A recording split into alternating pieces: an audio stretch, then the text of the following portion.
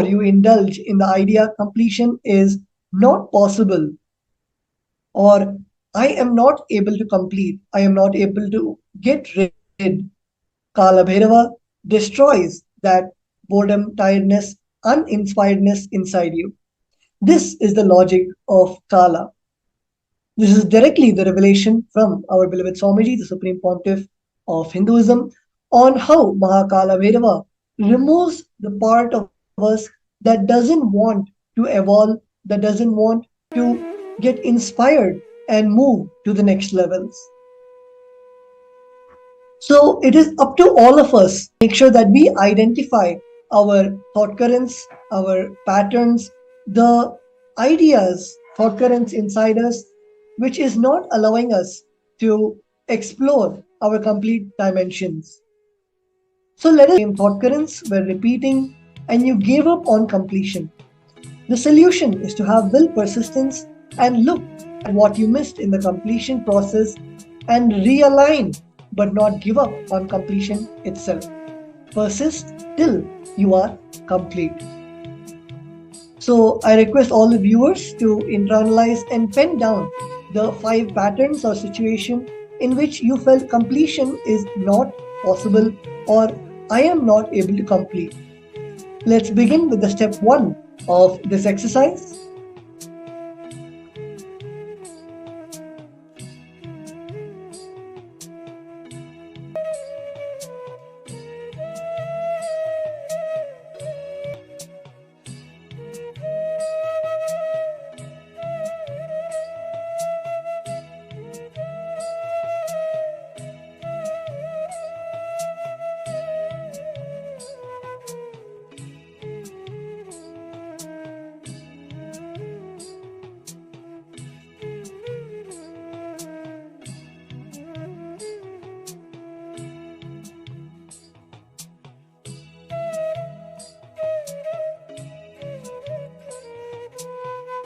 Intensely look inside and pen down every situation, every incident where you felt that completion is not possible.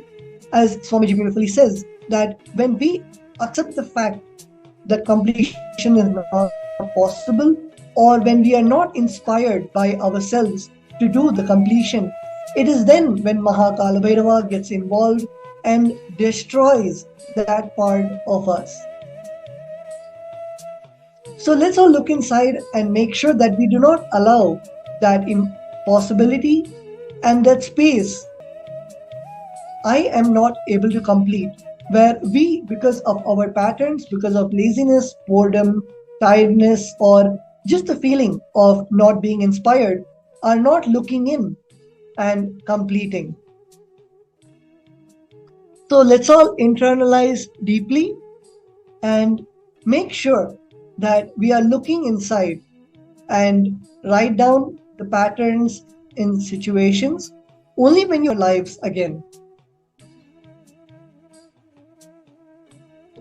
Let's all internalize and continue to write down the situations, thought currents. It can even be a situation, for example, that you are not able to come on time for yoga in the morning, and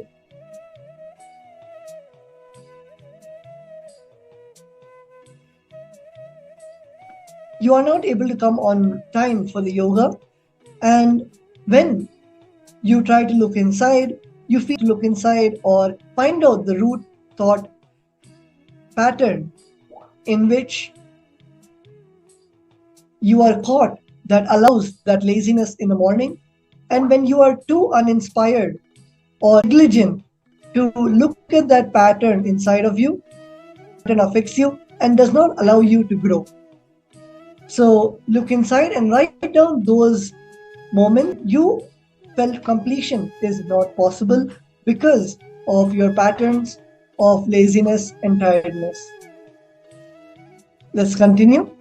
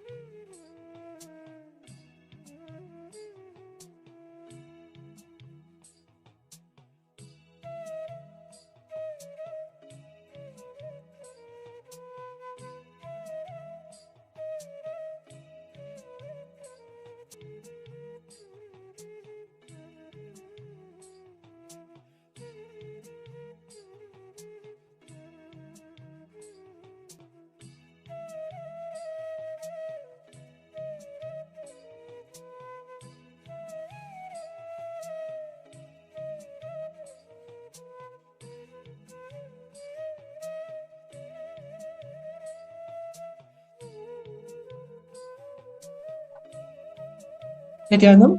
So all of us wrote down where we thought that completion is not possible for us, the incidents where we thought completion is not possible.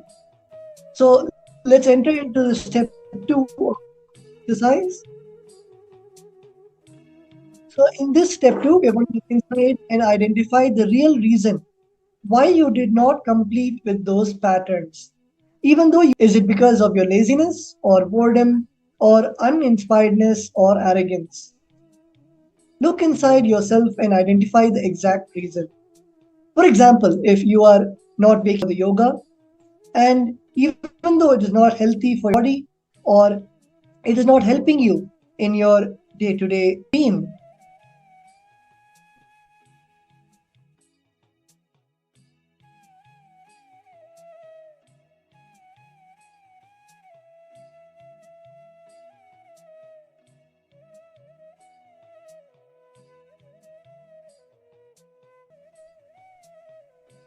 identify the exact reason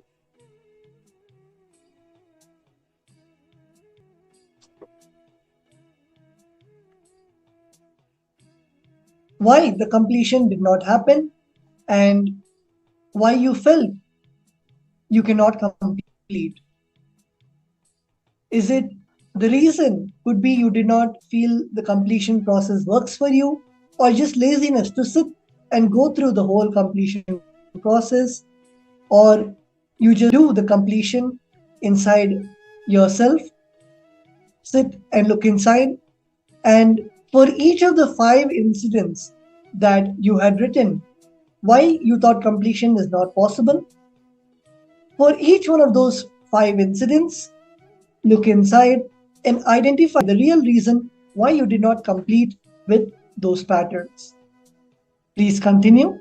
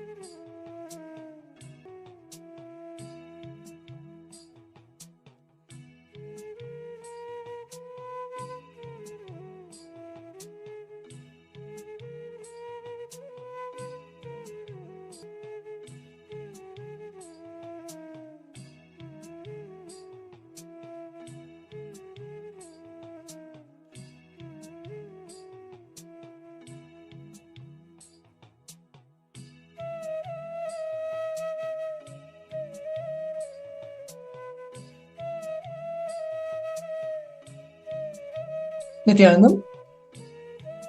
So with that, let's now move on to the next step of the exercise. So all of us should realize that completion is possible. The only decision that you need to take is to internalize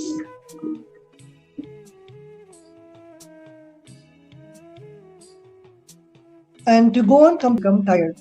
In this game, the first person who becomes tired loses, whether you're going to become tired or your incompletions are going to become tired. That is the whole game. Only your decision to be in the space of completion can save yourself. With the above powerful cognition, decide ferociously to complete with all your patterns right now. So with that, we'll now be getting ready to receive the Bhava Samadhi Darshan of Bhagavan Mahakalabhairava. We'll be moving on to the next session. I request all the viewers to come back and settle down, and let's get ready to move on to the next segment of today's introduction to the Kalabhairava Bhava Samadhi Darshan. Thank you, Nithyananda.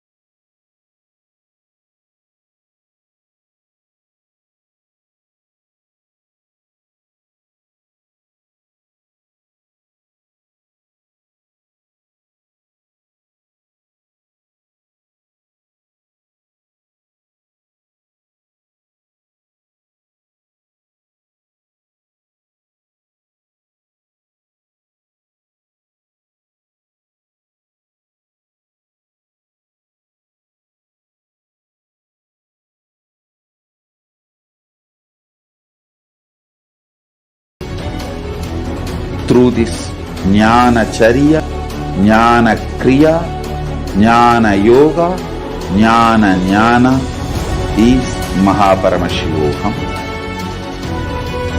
Lifestyle for just Paramashivam. Rituals to be just Paramashivam. Yoga for just being Paramashiva. Just Paramashiva. This Mahaparamashivoham is like literally the ultimate journey in a most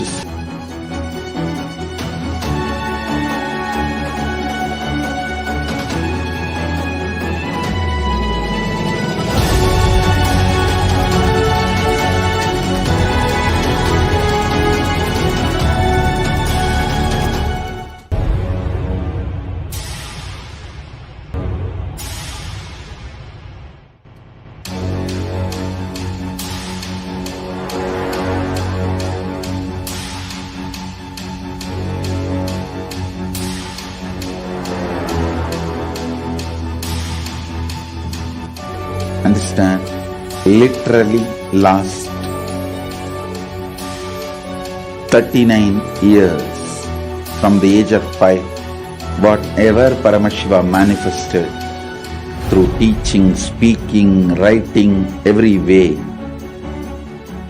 condensing the whole thing and presenting it to you all as experientially in these 21 days through this Jnana Charya, Jnana Kriya, Jnana Yoga, Jnana Jnana Mahaparamashivoham. Lifestyle for just Paramashiva. Rituals to be just Paramashiva. Yoga for Shiva. Jnana just Paramashiva.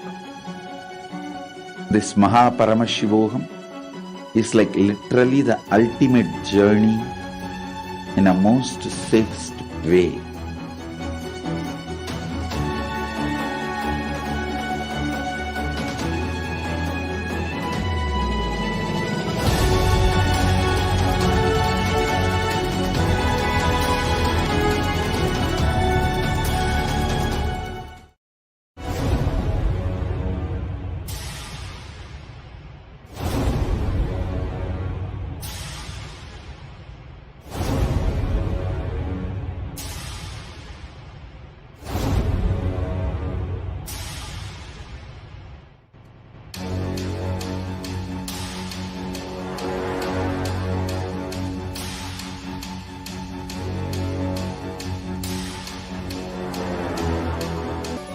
39 years from the age of 5, whatever Paramashiva manifested through teaching, speaking, writing, every way,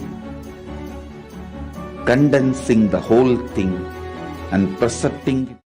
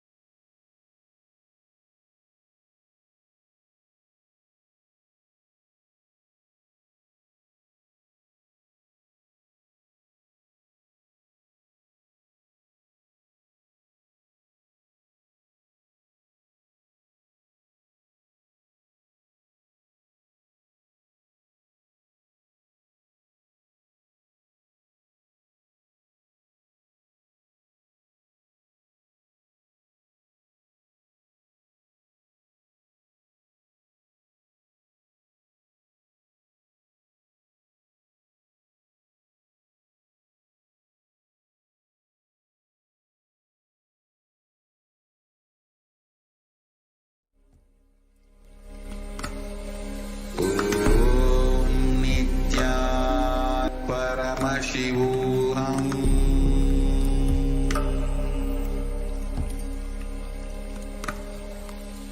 Om Nithyananda Paramashivam.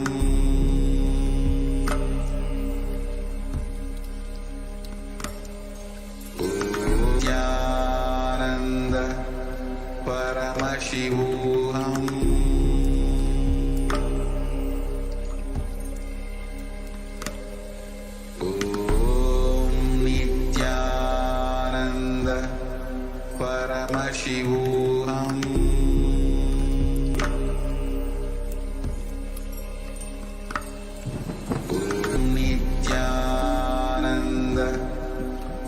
Paramashivam.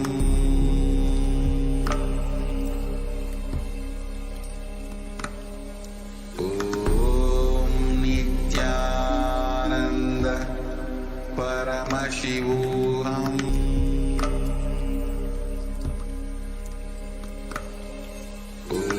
Om Nithyananda Paramashivam. Nithyanandam Paramasukadam Kevalam Dvandvatitam Gaganasudisham Tattvamasyadilaksham Ekam Nityam Vimalamachalam Sarvadi Sakshi Bhutam Bhavaditam Trigunarahitam Sadgurum Tam Namami.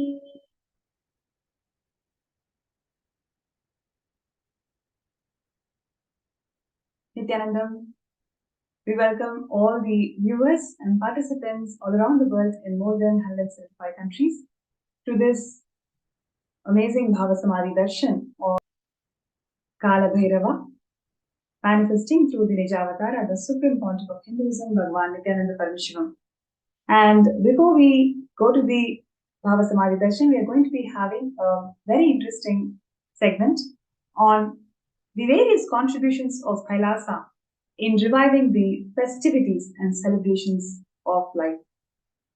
Sanatana Hindu Dharma, it is not just a religion, it is the lifestyle itself. The lifestyle that constitutes various aspects, including celebrations, the knowledge streams through Shastras, Vedas and Agamas, and all the pilgrimage centers. Each and every branch or each and every Shastra gave birth to thousands of religions, because every single Shastra, every single manuscript is a religion by its own. And all of these religions, traditions, culture that comprises under the umbrella of Sanatana Hindu Dharma congregates in one point, and that point is Kumbh Mela. Kumbh Mela is the world's largest spiritual celebration in the world, where literally thousands of sampradayas, traditions and cultures all congregate at one point. And in this point, it's huge celebration where you can literally see how traditions are unique in its own way, and yet all of them come together to celebrate. All of them can coexist, all of them can appreciate each other, and all of them can still be unique and still be celebrated under Sanatana Hindu Dharma. That is the uniqueness of Sanatana Hindu Dharma, and in this way, every dimension of life, the whole thing is all about reiterating the core purpose of life, which is living enlightenment. So the Kumbh Mela is a grand celebration, grand congregation of all these different sampradayas together, where all of these sampradayas come together. Literally imagine 30 million people gathered for a Kumbh Mela event. 30 million people is something like 2.5 times the population of New York City. Yes, 2.5 times the population of New York City just congregate one place. All of these people are unique in their own perspectives. They all come together and celebrate this grand, very huge spiritual breakthrough that they can ever experience in an event called Shahi Snan. And today's segment, we're going to see how the Supreme Point of Hinduism, Nithyananda Paramashivam, has revived this Kumbh Mela, has in fact taken this Kumbh Mela to the whole globe. So just before we get into the segment, just would like to share a small Puranic reference of how this Kumbh Mela started. So when there was a conflict between the Devas and Asuras on who is going to take the Amrita Kalasha, during that fight, the Amrita Kalasha fell down in 4 places. And all these 4 places is where the Kumbh Mela happens. And additionally, this is one of the oldest festivals in the history of the planet Earth. It has a recorded history of about 12,000 years. 12,000 years unbroken record of Kumbh Mela being celebrated in this world. And more than this, Swamiji has taken this Kumbh Mela to the whole globe. Swamiji is authorized, the only authorized person to celebrate this Kumbh Mela outside of India, outside of all these 4 pilgrim places. And more than a decade, the Kumbh Mela is being celebrated by Kailasa USA and Kailasa Canada, and once it has also happened in Kailasa Melbourne. So today's segment is all about a lot more exciting things, a lot more celebrative sharings from various people who have been part of this historic Kumbh Melas conducted by Kailasa.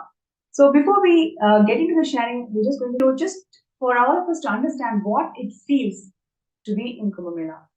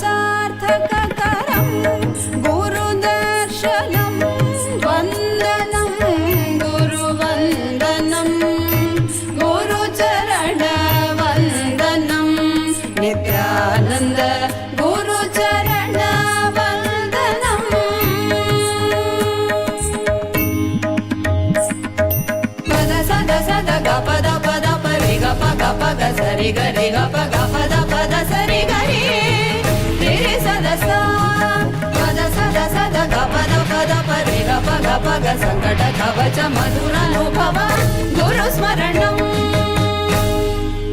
Nityanand रूपं रूपं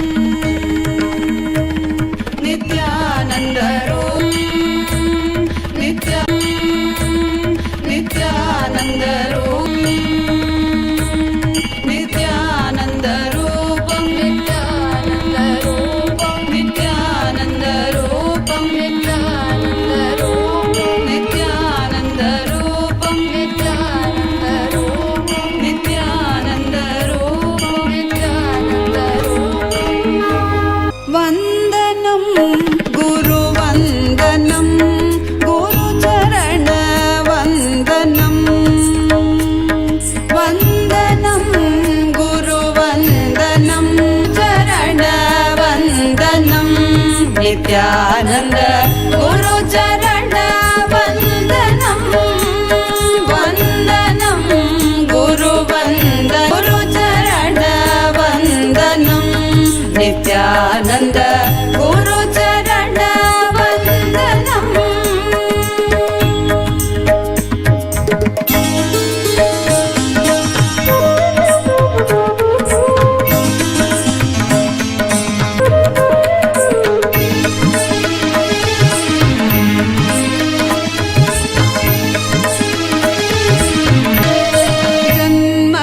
जन्मसार्थककरं गुरुदर्शनं वन्दनं गुरुवन्दनं गुरुचरणवन्दनं नित्यानन्द गुरुचरणवन्दनं पद सद सद ग पद पद परि ग प ग प ग सरि ग रि ग प ग पद पद सरि ग रि रि रि सद सा पद सद सद ग पद पद परि ग प ग प ग संकट कवच मधुरं गुरुस्मरणं नित्यानन्दरूपं नित्यानन्दरूपं नित्यानन्दरूपं नित्यानन्दरूपं नित्यानन्दरूपं नित्यानन्दरूपं नित्यानन्दरूपं नित्यानन्दरूपं नित्यानन्दरूपं नित्यानन्दरूपं चरणवन्दनं वन्दनं गुरुवन्दनं गुरुचरणवन्दनं Nityanand गुरुचरणवन्दनं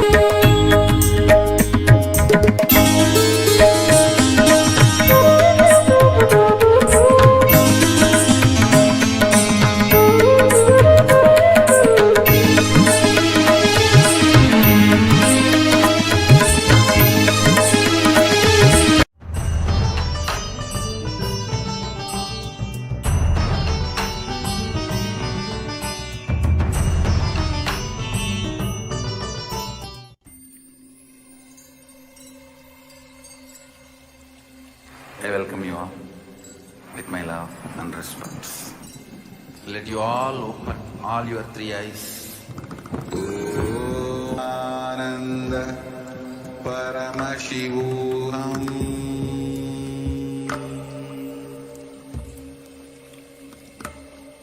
Om Nithyananda Paramashivam.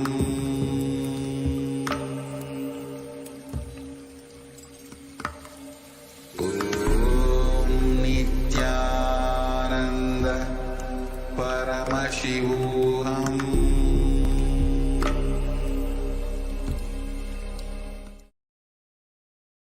Yes, and that was just a glimpse of what we all experienced as Kumbh Mela few years before. And in this segment, we are having Manatya Atmadayananda, who was the House of Representatives of Kailasa for the whole of Europe. And I think more than few hundreds of participants had come from different parts of Europe. I think more than 25 countries. They all joined from different parts of Europe and different culture. They've never heard about Kumbh Mela before. But how the entire group was in such ecstasy being part of this Shahi Snan. So it's my pleasure and honor to welcome Ma Atmadaya for this segment, who's going to share with us very, very interesting things about with people who are completely from different backgrounds, different parts of the country, different parts of the world, and yet ensuring that all of them are together and how do they all enjoy? Yes, thank you. And My Nithyanandam pranams to everyone. So thank you, Ma Pranapriya, for having me here.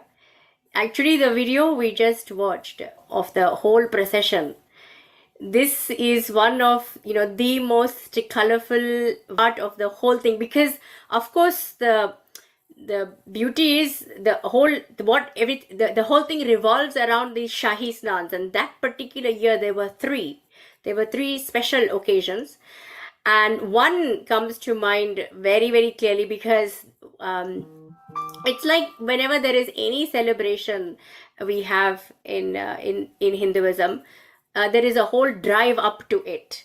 So it's not just the day, but it's all the preparation that went on beforehand. And I would say I would go back to the day before.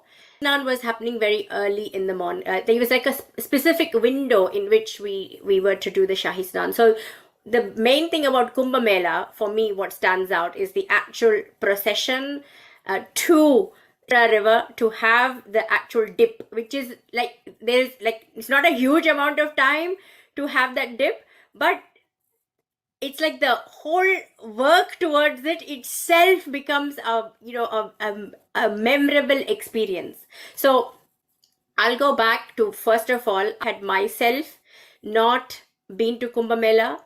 Although I'm born in a Hindu family, I heard about Kumbh Mela, but I only heard like some here and there negative things in terms of, oh, that's where kids get lost kind of stuff, right? So for me, I never had this particular pull to go to Kumbh Mela. Because Swamiji is there and the invite was there, it was like, it's a no-brainer, I'm going. And only because of Swamiji, I even got to be there in the first place. And I'm sure that was the case for all the 5,000 people that were there, all the 5,000 participants. But if I go back to sharing about the actual procession itself, so the day before, we had this huge space, the hall that was built for us temporarily. And in that huge hall, which fit easily 5,000 people, we had the day before itself, we had this, I guess, a practice run of the whole thing, where we had the flags, we had the umbrellas, and we knew what segments we were going to be, doing the actual dry run in. So people from all sorts of backgrounds, people who had never possibly even done any practice of Hinduism, they were there. People who have just heard about Swamiji, who decided to come on the invite very spontaneously. All kinds of cultures, languages, experiences, spiritual backgrounds were there. And we had this one practice run. And then the next day we were up very, very early, hardly slept, very early, ready to cheer. And we knew for me, I can talk about myself, I knew roughly where we were. Difficult because everybody had flags. As you saw in the video, we had flags. And we started before daybreak. So what you see in the video is daylight. But any case, there was this vibrant atmosphere that was really electric, decorated, colorful umbrellas, deities, Swamiji's chariot, literally thousands of devotees, all cultures, all backgrounds, and we are all cheering, chanting, devotional music. We are having dancing happening. So it was a stop and then continue. So we stopped for a few minutes, enjoyed, walked a bit more, and then danced a bit more. And then there were people who were actually we took over I'm sure we took over the roads. We took over the road. There were people on the side. Their eyes were open. They were enjoying the atmosphere. I remember even the next day we were in the newspaper because it was the most vibrant celebration of the year. And it was all in all the newspapers. All the photographs were from Swamiji in the chariot, Swamiji receiving all the flowers. You saw people were, showering Swamiji with flowers and garlands, getting involved in the celebrations and things like that. So literally in a lifetime for me, I had. And it's a very immersive experience.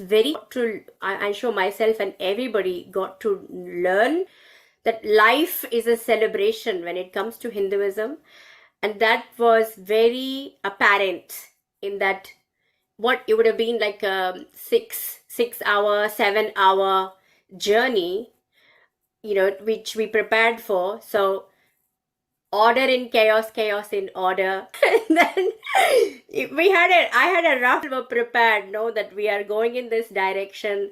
This is where we're headed. This is where we're going to take a dip in the Shipra River.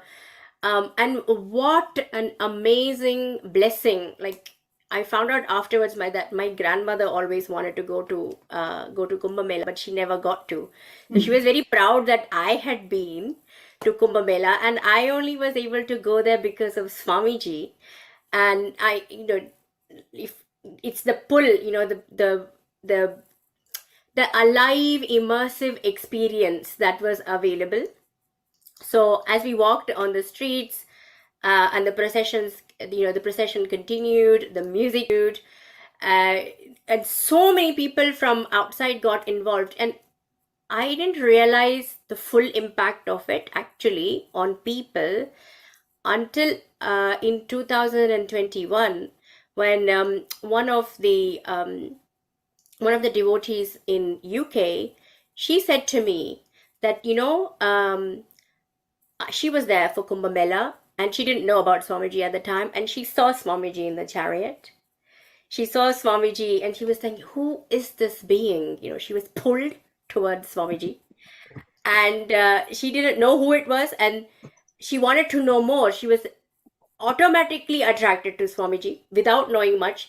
And then later on in 2020, she got connected, and now she's a devotee of Swamiji. So the people that were not part of the procession, in terms of who had come specifically to be with Swamiji, those people were also affected. General public that were on the sidelines enjoying, they had come on their own accord to enjoy Kumbh Mela. They also got beautifully blessed by Swamiji.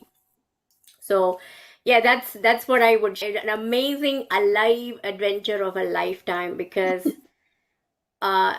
although we were prepared, we didn't know it was going to turn out. And everything went beautifully well. Everybody got to have a dip. And then actually the London deities we have now, the Utsava Murthys, we carried them. We carried them through the whole procession, and they also took a dip with us. And then we brought them back. So I can't tell you, life is a celebration, and that beautiful, colorful experience forever etched in my memory, and I'm sure in the memories of many, many people that came. That's wonderful, Mahasadashiva, for your sharing.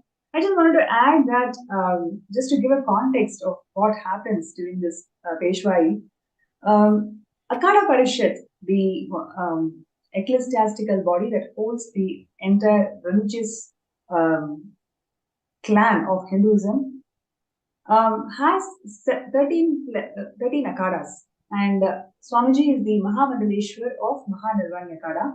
So on the day of Shahi Snan, each of these Akhada and their respective Mahamandaleshwars, they all come in such an order, and they take the first dip in the river. So about from 30 million people who take dip, first privileged ones are the Mahamandaleshwars of these Akhadas. And we, all of us being part of Swamiji's Kumbh Mela camp, we are all blessed to be part of this, blessed to be part of having this privileged dip very ahead of time.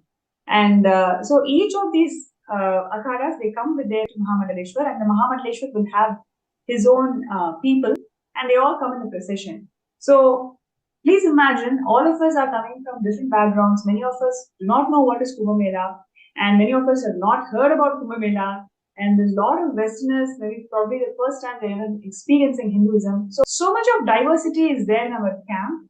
And what Swamiji did was something so extraordinary. He, inspired the whole group, people from all the different countries. And we all did what is going to happen in Kumbh Mela the previous night, whole night. And Swamiji guided each and every country. Okay, now you hold the flag. When this person stands in the first, this person stands next. So we actually had a mini Shahi Snan Peshwai the day before the Peshwai happened. So all of us had carried our umbrellas and flags and everything. So Swamiji was ensuring that everybody knows what they're going to do, what they're going to experience. So the previous day, literally, we all did it in our own camp, Peshwai, small Peshwai. And so we all know what we are going to, so Swamiji literally prepared us for the big day. And when the big day happened, we know, I mean, we are confident of what we are going to do. And we are seeing there crores and crores of people literally are enamored at Swamiji's grace. Every single person was prostrating and taking blessings and selfie and autograph and whatnot, showing arati, all the Akara sadhus worshipping Swamiji. The whole scene was so something beyond our expectation and visualization. And what I wanted to bring it out is, on one hand, in the previous day, Swamiji is sitting with all of us and ensuring that we know what is Peshwai, and he's actually training us. Okay, this is how. And on the next day, as an avatar, he's grazing the whole humanity, like literally crores and crores of people throughout the way. Everybody was worshipping Swamiji.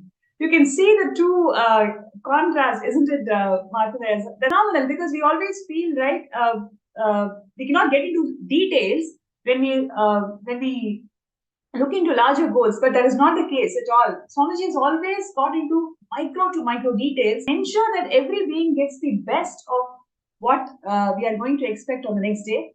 And at the same time, next day, Swamiji is gracing as Paramashiva himself, and literally the whole city celebrated Swamiji's existence that day. Yes, absolutely. This is the beauty of how accessible he is. Working together, and how Swamiji comes right to the level of our understanding. Like the smallest of things, like hold the flag like this, etc. Because of course for me, I can speak for myself personally. I had not been part of something like this. Graciously teaching, showing and guiding, and then the same mother, worshipped by so many people. And that's the beauty of Swamiji. He doesn't I don't experience that gap, that meaning like, oh, there is a gap that I can't approach Swamiji. He's very approachable. There's with the beautiful guidance that he gives. And I learned about my own culture so quickly by being, and I don't think there's a YouTube video or any Wikipedia or anything that could have actually taught me about Kumbh Mela the way Swamiji taught, right? So it's on the go, learning about everything on the go. It wasn't like, okay, first I'm going to learn, then I'm going to go. So learning about the Shahi Snan, learning about the procession, learning about being with the akhada, learning the structure of the akhada, learning everything together in an immersive, experiential ambience. Such a beautiful ecosystem created by Swamiji, where I actually didn't even feel like I was learning as such, if that makes sense. It was so easy to imbibe, because my system was taking it in, my whole body system was taking it in. So yeah, every time I think of Kumbh Mela, I think about the whole thing, from beginning to end, how Swamiji brought the whole thing to life.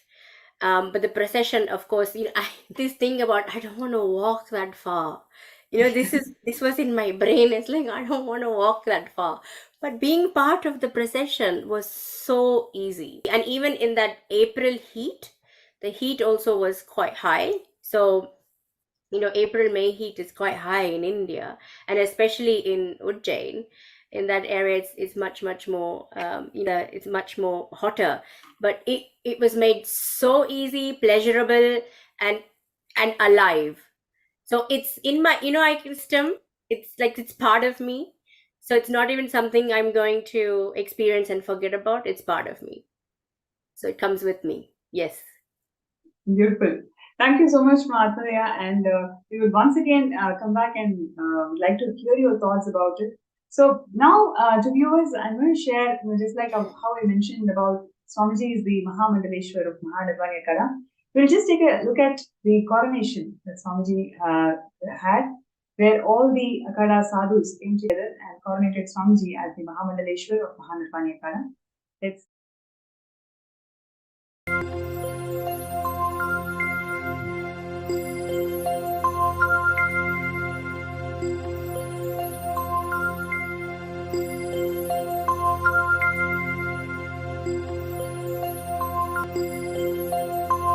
मूर्तिभ्यो नमः।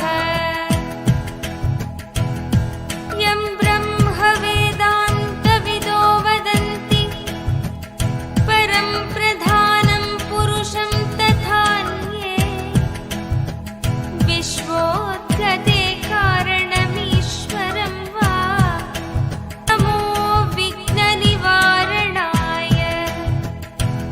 ॐ मस्य श्रीगुरुगीतामालामन्त्रस्य भगवान् दाशिवऋषिः विराट्छन्दः श्रीगुरुपरमात्मा देवता हं बीजं सशक्तिः सोऽहं कीलकम् श्रीगुरुकृपाप्रसादसिद्ध्यर्थे जपे विनियोगः।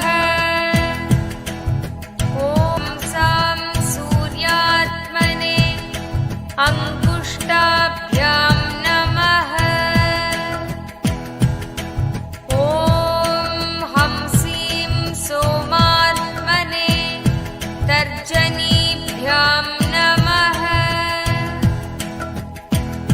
ॐ हंसूं निरञ्जनात्मने मध्यमाभ्यां नमः।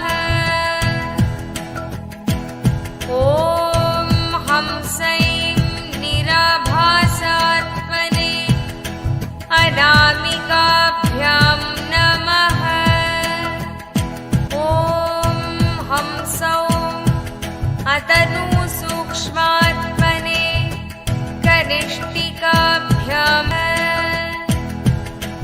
ॐ हंसः अव्यक्तात्मने करतलकरपृष्ठाभ्यां नमः। ॐ हंसां सूर्यात्मने हृदयाय नमः। ॐ हंसीं सोमात्मने शिरसे स्वाहा। ॐ हंसूं निरञ्जनात्मने शिखायै वषट्। ॐ हंसैं निराभासात्मने कवचाय हुम्। ॐ हंसौं मतनुसूक्ष्मात्मने न्याय वौषट्। ॐ हंसः अव्यक्तात्मने अस्त्राय फट्। भूर्भुवः सुवरोमिति दिग्बन्धः। ध्यानम् हंसाभ्यां परिवृत्तपत्रकमलैः दिव्यैर्जगत्कारणम् विश्वोत्कीर्णमनेकदेकनिलयम् स्वच्छन्दमानन्दकम् आद्यन्तैकमखण्डचित्त।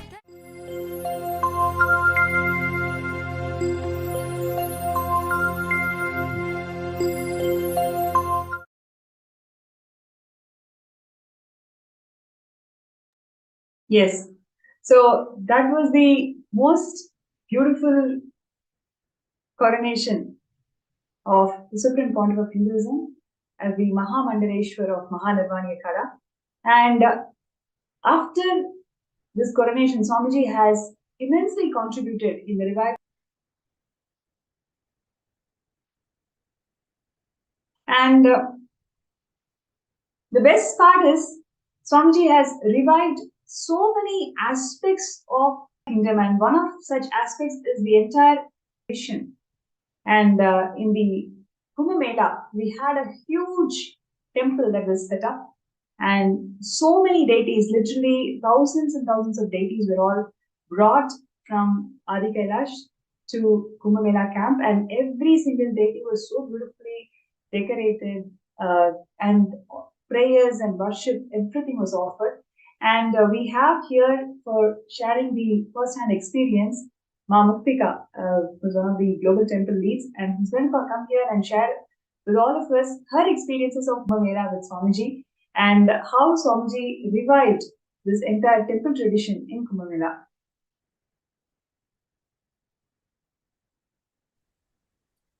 Nithyananda, thank you, Ma Pranapriya.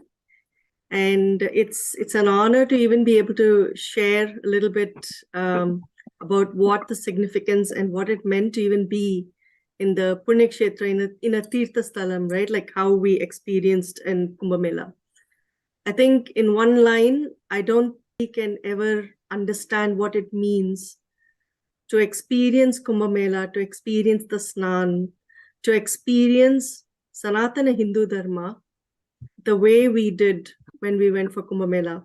And I don't think any amount of talk or explanation ever prepares you for that experience.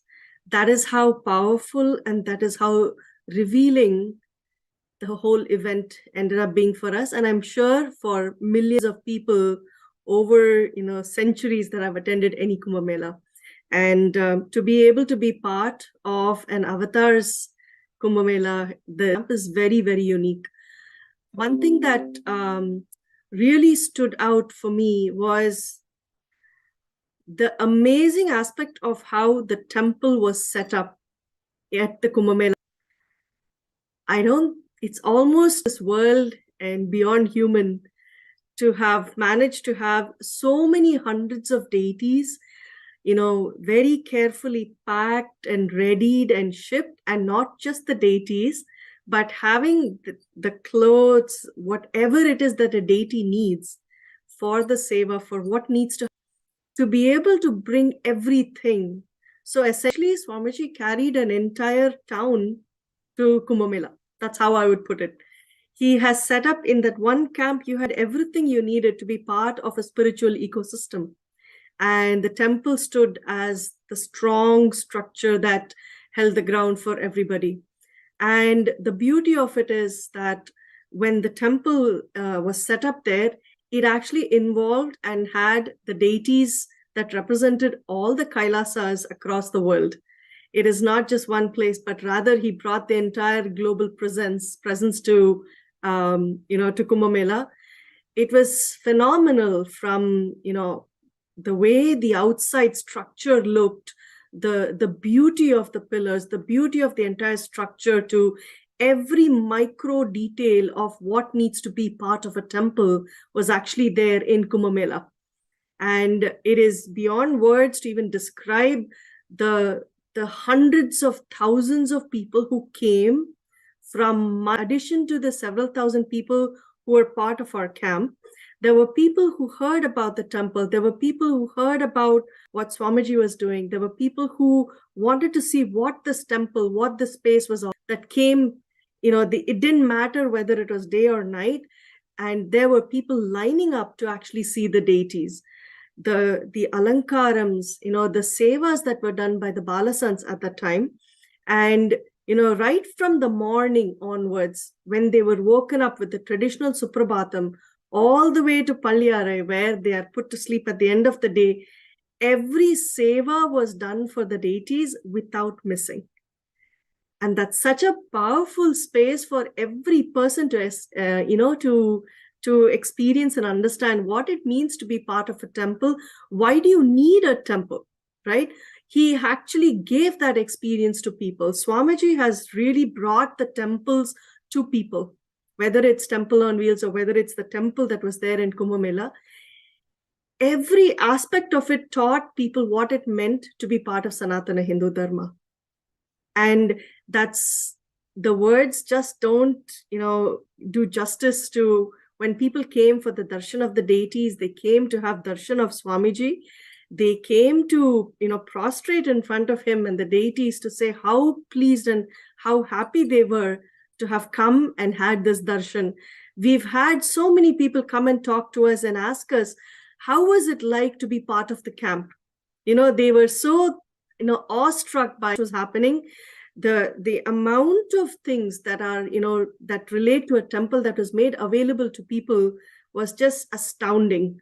And for someone having come from outside, and this being my first Kumbh Mela also, just like my Atmadaya, I don't think I was even prepared an ounce for what was in store. And to be a part of this global happening was just so fulfilling and so revealing, I would say, about my own, dharma, my own religion, my own way of life. It truly made a huge impact in how I perceived Sanatana Hindu Dharma. And the essence of why Swamiji is bringing this up and why temples, so many people, just the experience spoke volumes to everybody who had come there. When they saw how a deity is taken care of, what does the deity do, how the deity gets to, be your co-creator of your realities, how do they bless you, how do they energize you, that one-on-one connect for an individual is something that I could see there. And, as I was, allowing that to happen to myself, I was watching how others were so excited. They brought their families, their kids, their parents. I mean, people came in droves, I would say. The whole family was actually there. And they were just simply floored by what they received. And every day, Swamiji would be sitting there to give darshan.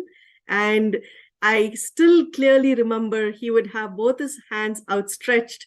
And when he blessed people, people were given, he gave them this huge, the laddus that were made in the kitchen there. People could hardly hold it in their hand. That's how huge it was. And you could see that feeling of, feeling so overwhelmed and so happy at receiving such a huge thing. The only thing people kept asking is how is this possible? How is this happening? But it is possible. And that's what Swamiji is showing us through this. The experience was simply out of this world. It truly brings you to understand, what is temple? What is the deity there for? Why guru? Every aspect, you get to have Vakyartha Sadhus. You get to have, the conversations with people randomly, visitors who come, people you have no clue who they are, but they are just ecstatic and they're very happy to be there, in Kumbh Mela and being part of this.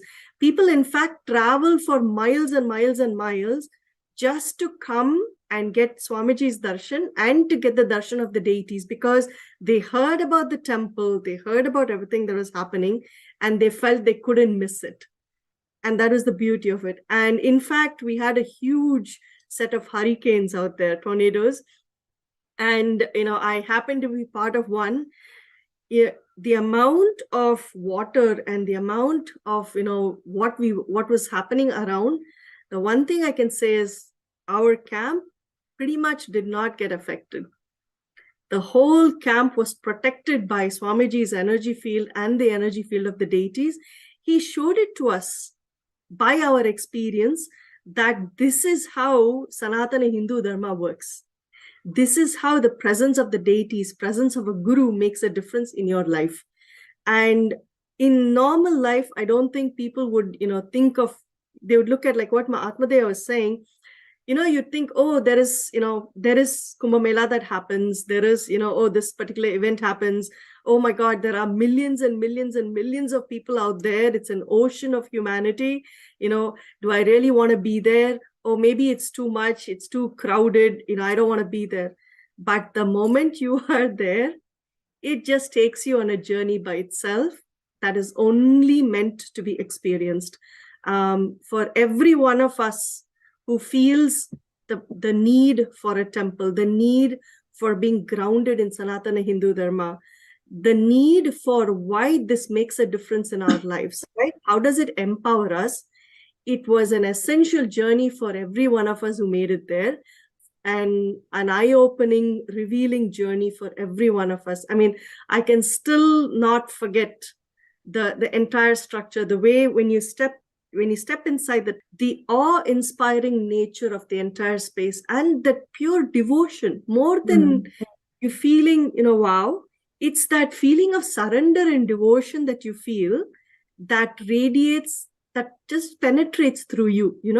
It brings you into that space of being in commune with the divine, and that makes it so fulfilling. To what you're saying, Mamtika, about 600 trucks of material was transported from Bidadi to Jain to make that entire temple set up, right?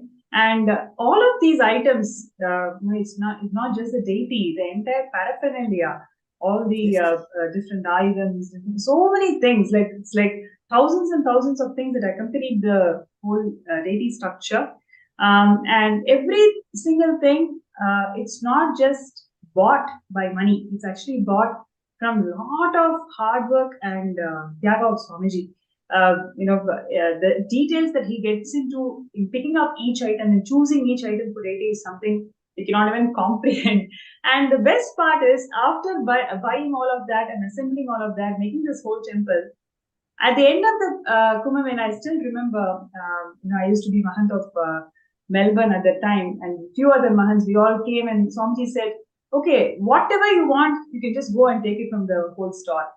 I was like, what? And we were like little kids, just entered into the stall, and then, okay, I want this. Probably we didn't even know the names of many of the things that Swamiji had collected. But the perspective that I really want to bring it out is how Swamiji is inspiring, right? It's after collecting all of these such precious items, assembling it and making this whole temple, and immediately he's giving nature the same thing in different parts of the world. It's all about enriching, constantly enriching in every level. That one thing I very clearly remember, right after the end of the Kumbh Mela, how Swamiji called all of us and said, you can go and take whatever you want from this entire setup. Actually, I clearly remember where each of us were saying, okay, look, in our temples, this thing will fit. It will fit. This particular one fits perfectly in our temple. Our temples are big enough, or this deity is there that needs this particular, the Prabhavali or the structure or the outside. It was just, and like you're saying, it just felt like being a kid in a candy store. That's how they say it. So you don't know what you want to choose and what you want to leave. And, I still remember, before, like Swamiji had said, there is absolutely nothing wrong in being, wanting that when it is for the greater good of humanity. Actually, with Swamiji, he brings that want also within us. I don't know, at least for me to go and take things for a temple, it's something so, I don't connect so easily to that. But so I'm sure many of the youngsters today, they may also be in the same page. But how Swamiji builds that interest constantly and makes us feel connected to the deities and feel that, okay, this is something which I want to do in my life, inspiring them in a very beautiful manner. And each being actually was carved in Kumbh Mela, I would say. Personally, I had so many powerful spiritual experiences, and in fact, my mother, she left the body as I was celebrating the Kumbh Mela with the whole camp. I got to hear that my mother left the body, and Swamiji brought her back to life.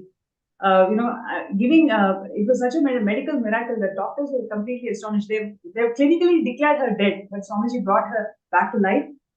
After having to give all those experiences, spiritual experiences, personal breakthroughs, how Swamiji grooms each and every being amidst all this huge work that Swamiji is doing as Mahamadaleshwara of Mahanirvani Akada, and so many forward and taking Swamiji's guidance and how to advance Sanatana Hindu Dharma. There were several parishads where Swamiji grazed and gave his vision for Sanatana Hindu Dharma. When Swamiji is doing such huge work, he also finds time to simple disciples. Every single person, he ensures that, okay, that person is attended to. I still remember one of the single mother. She was a single mother. I don't want to name the person. She was looking for an accommodation actually, and then she was looking for an accommodation, and Swamiji assigned one of the volunteers to look into it. After 2 days, and the whole campus like filled with 15,000, 20,000 people. Amongst all those people, Swamiji picked that girl and then asked, "Is your accommodation sorted out?" And and then and then the girl said, "It is sorted out, but I still have this water problem." Then Swamiji assigns the next person and then say, "Okay, now go and fix that problem." And then immediately next minute, Swamiji said, "The blessings or whatever you asked will happen." So one hand he's attending to this accommodation issues of one person. It's not an issue, it's actually fulfilling that being. And at the same time, in the Kalpataru Darshan, he's awakening third eye. And I remember, like, literally every day, 50,000 people used to come and take Swamiji's darshan in a way that people used to grab Swamiji's thumb and put it on their forehead because everybody saw all the Balasans doing this phenomenal blindfold reading, and they want their third eye to be awakened so desperately. So literally, people would be grabbing Swamiji's thumb and put it on their head and thank Swamiji and go. It was so phenomenal response from people, and see, this is from the people's side, but from Swamiji's side, whole day sitting through the night, 50,000 people initiating, where people are just pulling your hand and getting initiated, and at the same time holding the larger vision for how Sanatana Hindu Dharma should advance from where it is right now, and attending to all the disciples, grooming each person, grooming the next Hindu leaders for tomorrow, and initiating all the people into 70 extraordinary powers. I think that's one of the first programs where people were initiated into mass power manifestation sessions. It's something phenomenal to think about how Swamiji organized this whole event. It is just amazing. I can never forget the deities, and the place. And I also remember that during the storm, the main tent and the temple were the sanctuaries for everybody. Actually, Yes. It's a place where we were all kept safe and to sleep in the presence of the deities, right? So it was a very, very beautiful experience. And like you're saying, even the Bandara, how Swamiji is, he takes care of all the Akadadu, every monk who came never went back empty-handed. They were given so much of respect. It is just phenomenal to see, like you very well pointed out, the micromanaging, both from being to being the supreme pontiff of Hinduism. Yes. Right? Oh, that's beautifully put. It's like you are seeing such a huge an expanse of what Swamiji is, and this is also just a glimpse that we are even able to understand. But you get to see how he handles or how he manifests so much, and you really get to experience that as saying, look, he is the avatar, he is the guru of gurus, he's the Jagat Guru, that it is not humanly possible for anybody else. And you get to experience that truly. And the way the Akhada, the Mahants and others who had come would be gracing our camp, how Swamiji would receive them, how we made sure that when the Bandara was happening, we were all serving. He in fact invited all the temple heads and all to come and serve to all the the monks and everybody. Yes, I would like to just add, when you pointed out about Bandara. So Bandara is actually a feast that we invite other akhadas to come and visit our camp, and the entire monks of that akhada, they'll have this feast in our place. So it's a very, very special event. It is a proud moment for all of us to host people, basically. So please understand, we are a 5,000 people in our camp, and most of us have not seen Kumbh Mela ever in our life, so we don't know what is Kumbh Mela. And more than 60% of people are from different parts of the world, so they have not experienced Hinduism at all. And Swamiji trained this whole group in serving the sadhus, right? So people coming from West, probably we don't even bend so low to serve food. So it's like literally teaching the etiquette of Hinduism, how people eat and what should be served first, what should be served next, and what is the context you hold when you serve. Every single thing Swamiji trained the whole group, and it was not like, okay, today people are going to come and serve. No, the previous day he spent hours in actually planning the whole event. Okay, how we are going to do it, who is going to carry which buckets, and how many people are going to sit in each row, how many side dishes we want. So literally to that detail, Swamiji micromanaged and ensured that everybody is confident of what we are doing. And the next day, we are seeing, okay, there is a sound that's blown, the conch is blown. As soon as the conch blows, literally like 2,000 people are just rushing into the into the whole camp, and within 5 minutes all of them are completely settled. I mean, I've never seen something like that before. So and actually I realized that Swamiji had prepared it so beautifully. I mean, it cannot be explained, it has to be prepared. So Swamiji prepared all of us into that, and just that thought of, okay, how are we going to feed so many people seamlessly, that was so mind-boggling at that time. And all of us just executed how Swamiji trained us. And at the end of the day, right, when the whole Bandara finished, it left with such immense fulfillment. Really no words to say. Seeing so many sadhus having the food and having to, I remember Dr. Peter Bloomfield had to memorize some of the side dishes. So I guess there were several people who had to memorize so many side dishes. Everybody was participating, and in this way, Swamiji beautifully taught us the Charya Pada of Hinduism, right? So it is not just learning etiquette and learning these dishes. It's about the Charya Pada of Hinduism and how Swamiji is inspiring it in a systematic way. And at the same time, we don't even know what we have learned at the end of the day. There's so much of information, so much of knowledge is already transmitted in us. So that's one of the most powerful experiences, I would say, being in Kailasa, being able to serve in Bandara.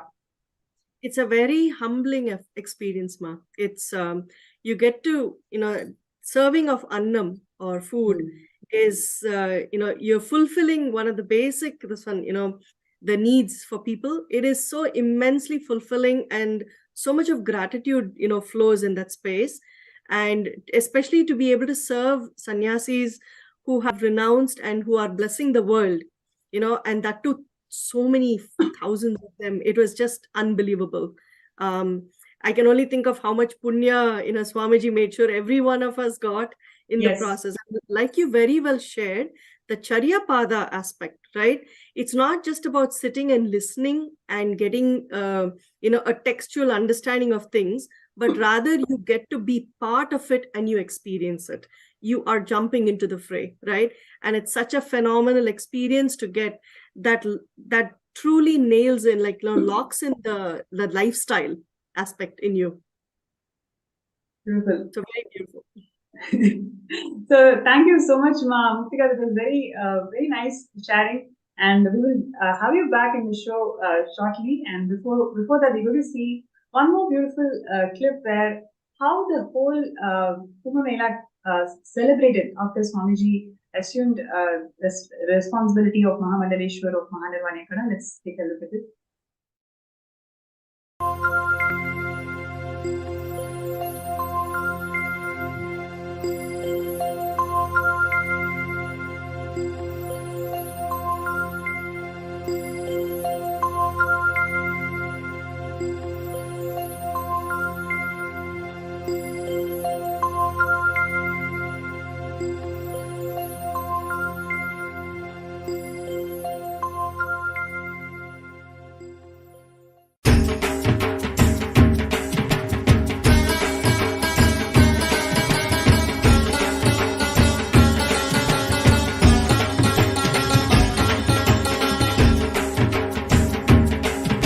Nithyananda,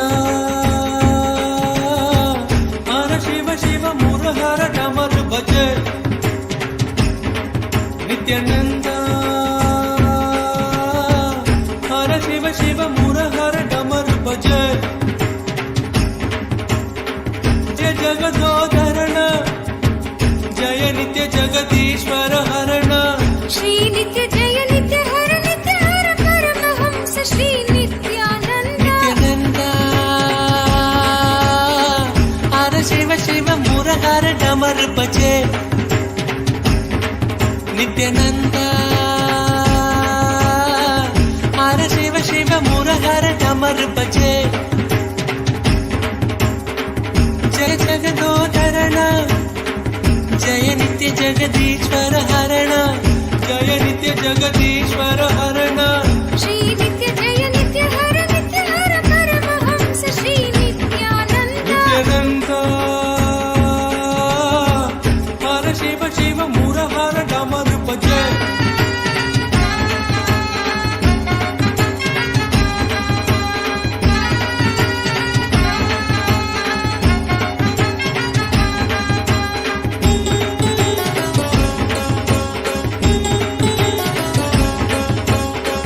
दर्शन नित्य दीजो भगवान नित्य परम दयालु भगवान श्री नित्यानंदा दर्शन नित्य दीजो भगवान नित्य परम दयालु भगवान Shri Nityananda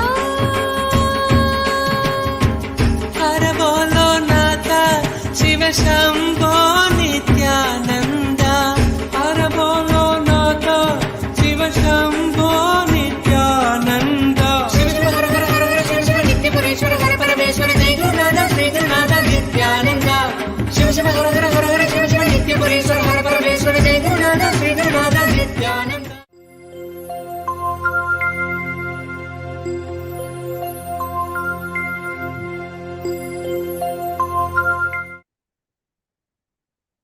Yes, I'm sure all of the viewers and participants are thoroughly enjoying this session, and this is a moment where all of us can understand the vastness that Hinduism has got to contribute and how Swamiji is reviving every single aspect of it, every single part of it, and always, there is so much to learn from Swamiji and his life and how he has revived the entire Kailasa.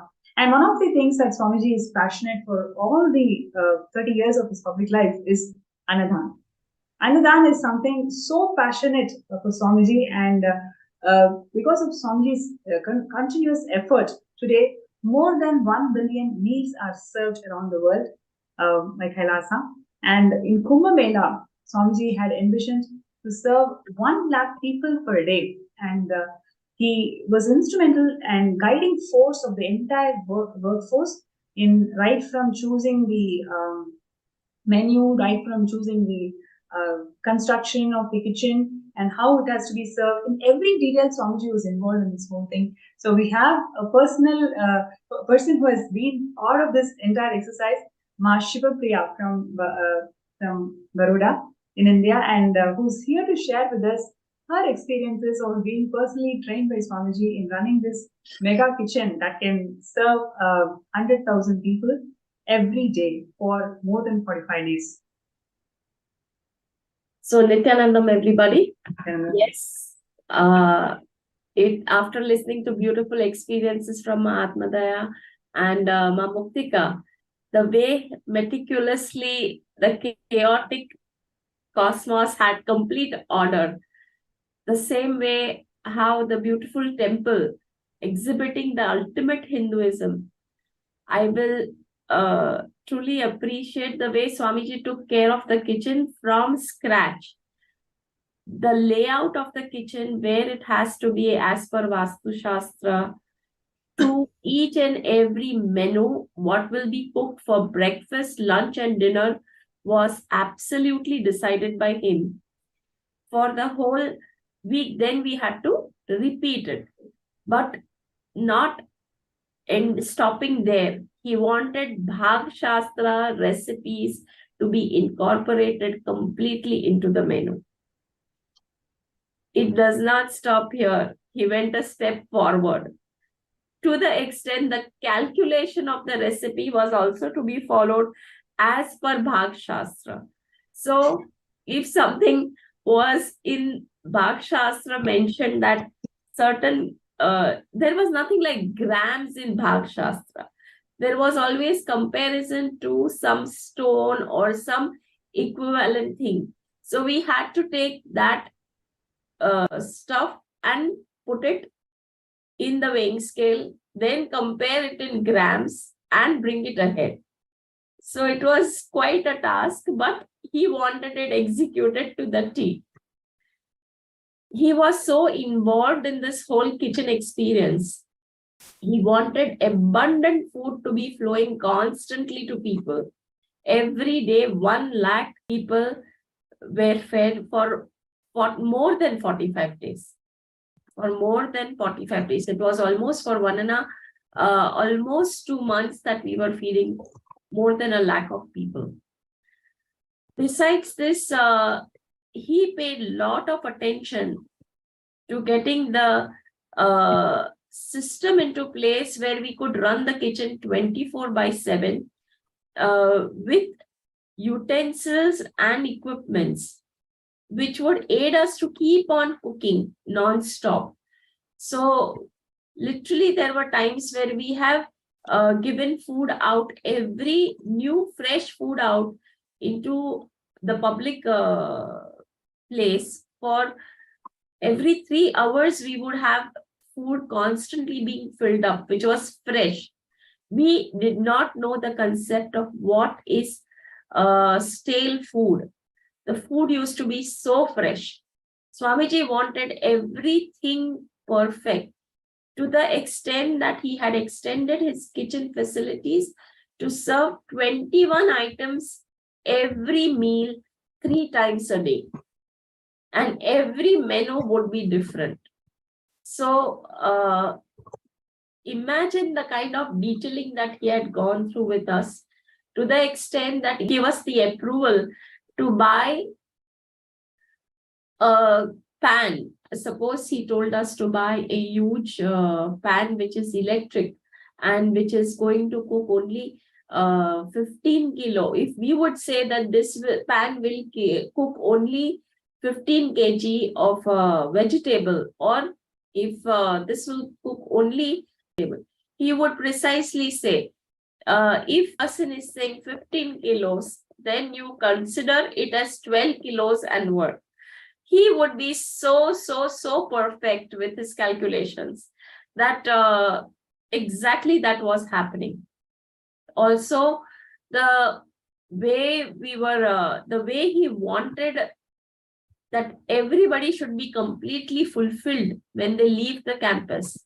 He took care that even the Tirupati kind of laddus that we made, they were so big that you needed 2 hands to fill it up, right?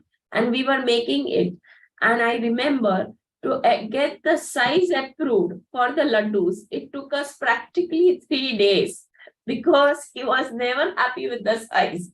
We started with the one small which was coming between the 2 hands, to the extent that we had to leave the hands open and the whole laddu would be sitting there. So he had to spend so much of his time even teaching us how to cook the exact size he wanted. Also, another beautiful part of this kitchen was that when 50,000, not only 50, I've seen days when there were even 75,000 people.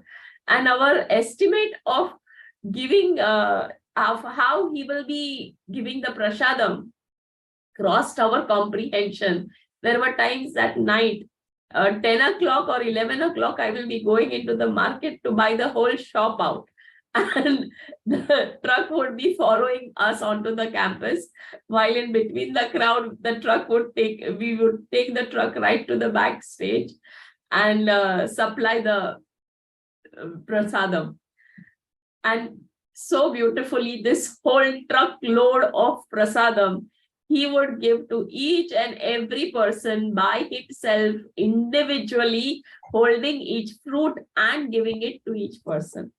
It was not that we devotees were this prasadam. It was he himself, truckloads, and this was the load after the laddus were over, and laddus were being made in hundreds of kilos.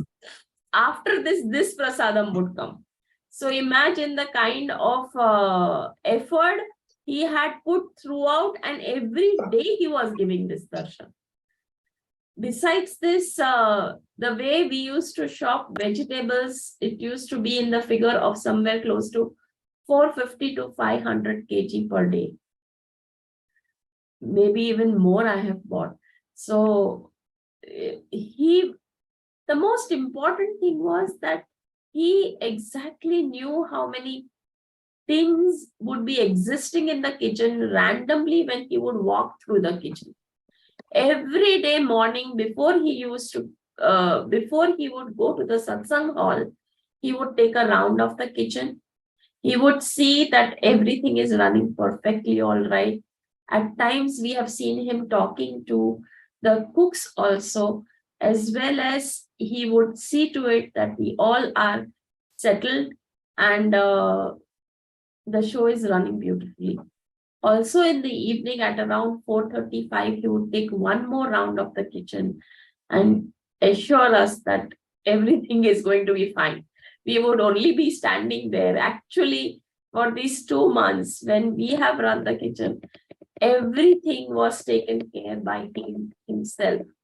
It was just that we were present there and we enjoyed the show that was happening. We did work, but the whole show was literally managed by him end to end. And it was, I tell you, from running a kitchen of just 5 people in the house to running a kitchen suddenly of 1 lakh people was an experience by itself. And it was too awesome an experience that we had of running this kitchen.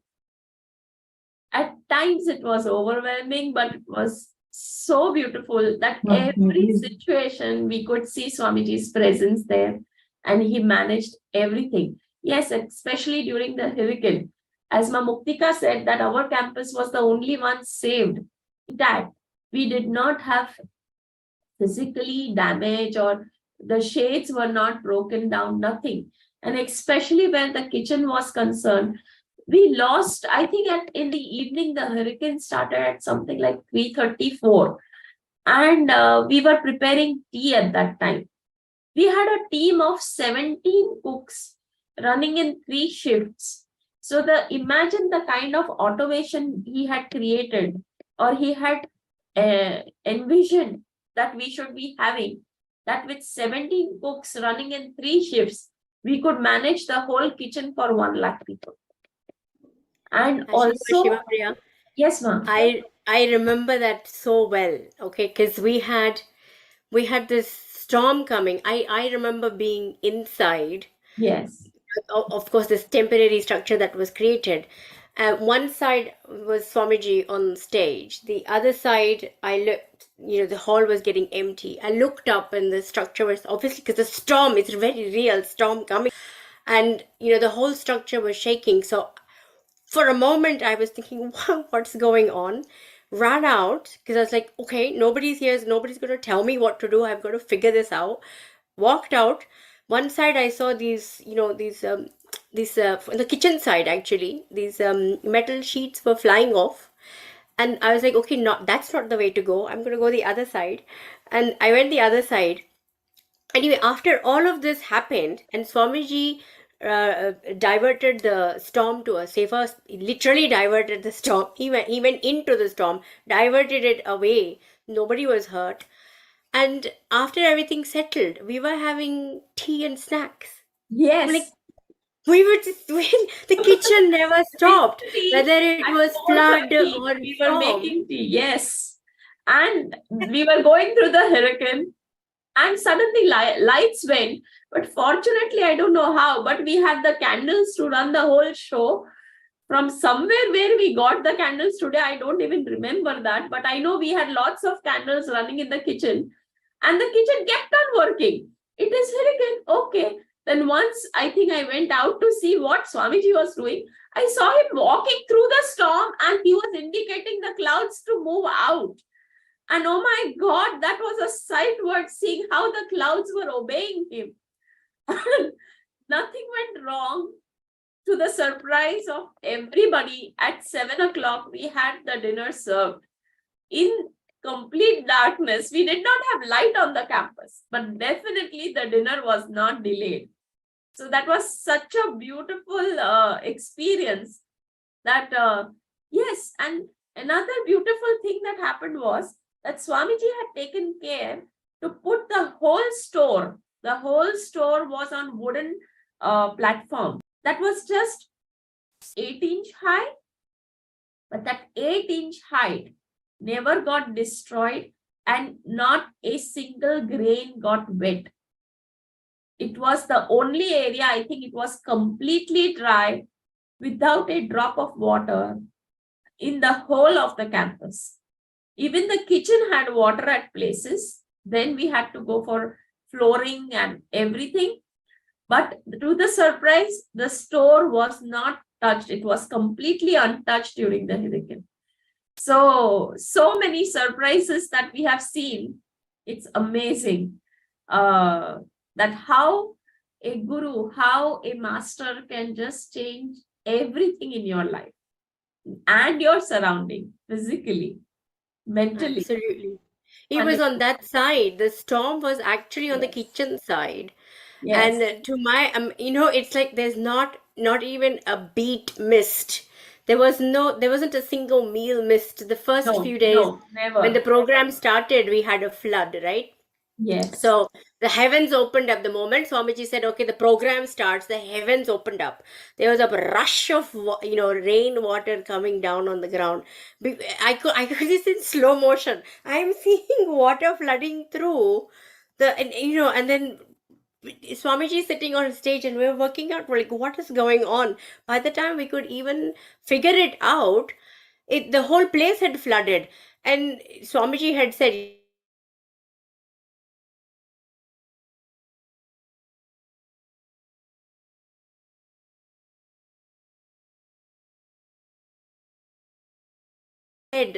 everybody in the kitchen could have said, the team lead could have said that, okay, now half our roof is missing, so we can't cook, or this part is flooded, we can't cook. It could have very easily in the outside world. This is a very valid reason why something should stop, right? I mean, here in England, when we have a bit of extra snow, or if we have extreme weather, even a little bit, the trains stop because and there's delays of all sorts of things. But there, not even the tea was missed. It was on time, and snacks. Bizarre. We've just been through this. Literally, I'm facing. What am I facing here with this storm? And the next thing is like, okay, tea's ready. And still furthermore, he took care while the Shahi Snans, as Mahatma Daya was explaining, that we all were out on the Shahi Snan day, and we, the team people, we used to load the trucks with food and sharbat for people to drink during the walk. And literally, we had packed meals in bags, fresh snacks also, which were being served. And there were times that he had told us to serve it even to the public standing around. Literally, we used to give calls that, okay, we need one more truck, let's get more supply. And we would be serving it to the crowd also and our Sangha. But he would just open up his whole arms and serve everybody, especially where Annadhanam was concerned. He exhibited ultimate abundance with people, and the satisfaction and the kind of talk they had for the kind of food that was being served was so amazing in the town that I remember once I had taken somebody to the doctor, and there also I heard that the food at this campus is so tasty that I was so pleased that Swamiji's grace is so much there that everything worked out perfectly. Every dimension he took care, so perfect. To the extent I tell you that randomly he would come with the figure from his quarters that this is the kind of oil that we are having. We need to order more of oil. We would wonder, where is this coming from? He is in his quarters. How would he know how much of oil we are having? But he knew every bit of things happening in the kitchen. So he's Bhagwan, and Bhagwan can do anything. That is my experience. Especially when you live there, when you see every moment.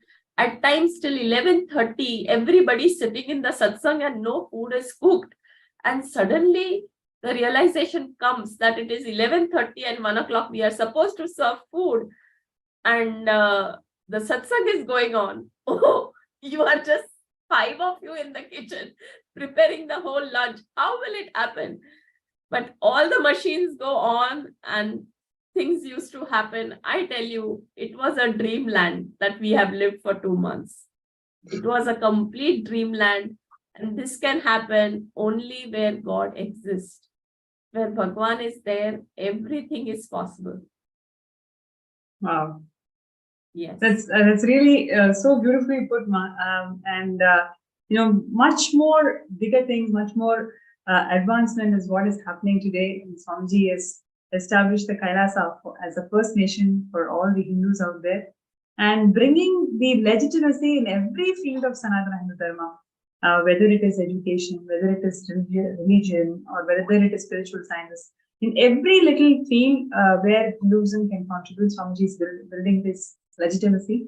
And today's segment is about Kumbh Mela, where it's nothing but the congregation of all the sampradayas and traditions, how Swamiji was beautifully able to inspire the entire humanity into this in all levels, in all the 4 padas, whether it is spiritual Jnana Pada, meaning 70 spiritual powers, all of us were initiated, and we had yoga and Charya lifestyle, how so many aspects of Hinduism Swamiji was able to simply impart into the whole humanity with lot of pleasant and unforgettable memories. It's been 2 years now, but still, as we all talk, we just feel that we are already there, living that moment with Swamiji. So that is the whole beauty of Sanatana Hindu Dharma and how Swamiji is beautifully reviving. And would like to ask all of you your thoughts, why everybody should be part of this movement, which is literally empowering the whole humanity into this way. Why everybody should be part of this movement, and what is Sarvamya Pita? How is Sarvamya Pita going to contribute towards this movement?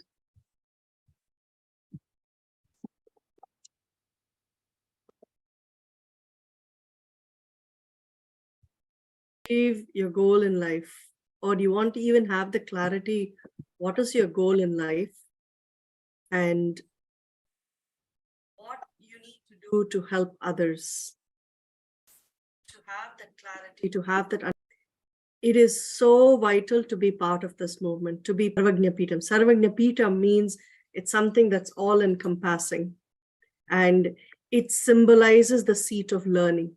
It symbolizes the seat of enlightenment. And to bring that to every person, every human being is what, Swamiji and Kailasa are doing. It has become, or rather, it is an integral component of our lives to be part of such an amazing mission. And to what it brings to people, the science of enlightenment, the science of happiness, the science of liberation, that ultimately becomes your goal, and that journey you go through, there is no second to it. And this happens only when, as step by step, you understand, you internalize what the truths are, how you are experiencing them, and how you understand the role of an avatar, how you understand the role of Sanatana Hindu Dharma, the spiritual ecosystem, what it does for you and yours and everybody else. That is too priceless. It goes beyond, we go through a life of attachments, desires, wanting this, wanting that, struggling through it. There are so many struggles that we go through because with the misconceptions, or you're working through something, but you don't have the basic clarity and the cognition that helps you understand how to manifest.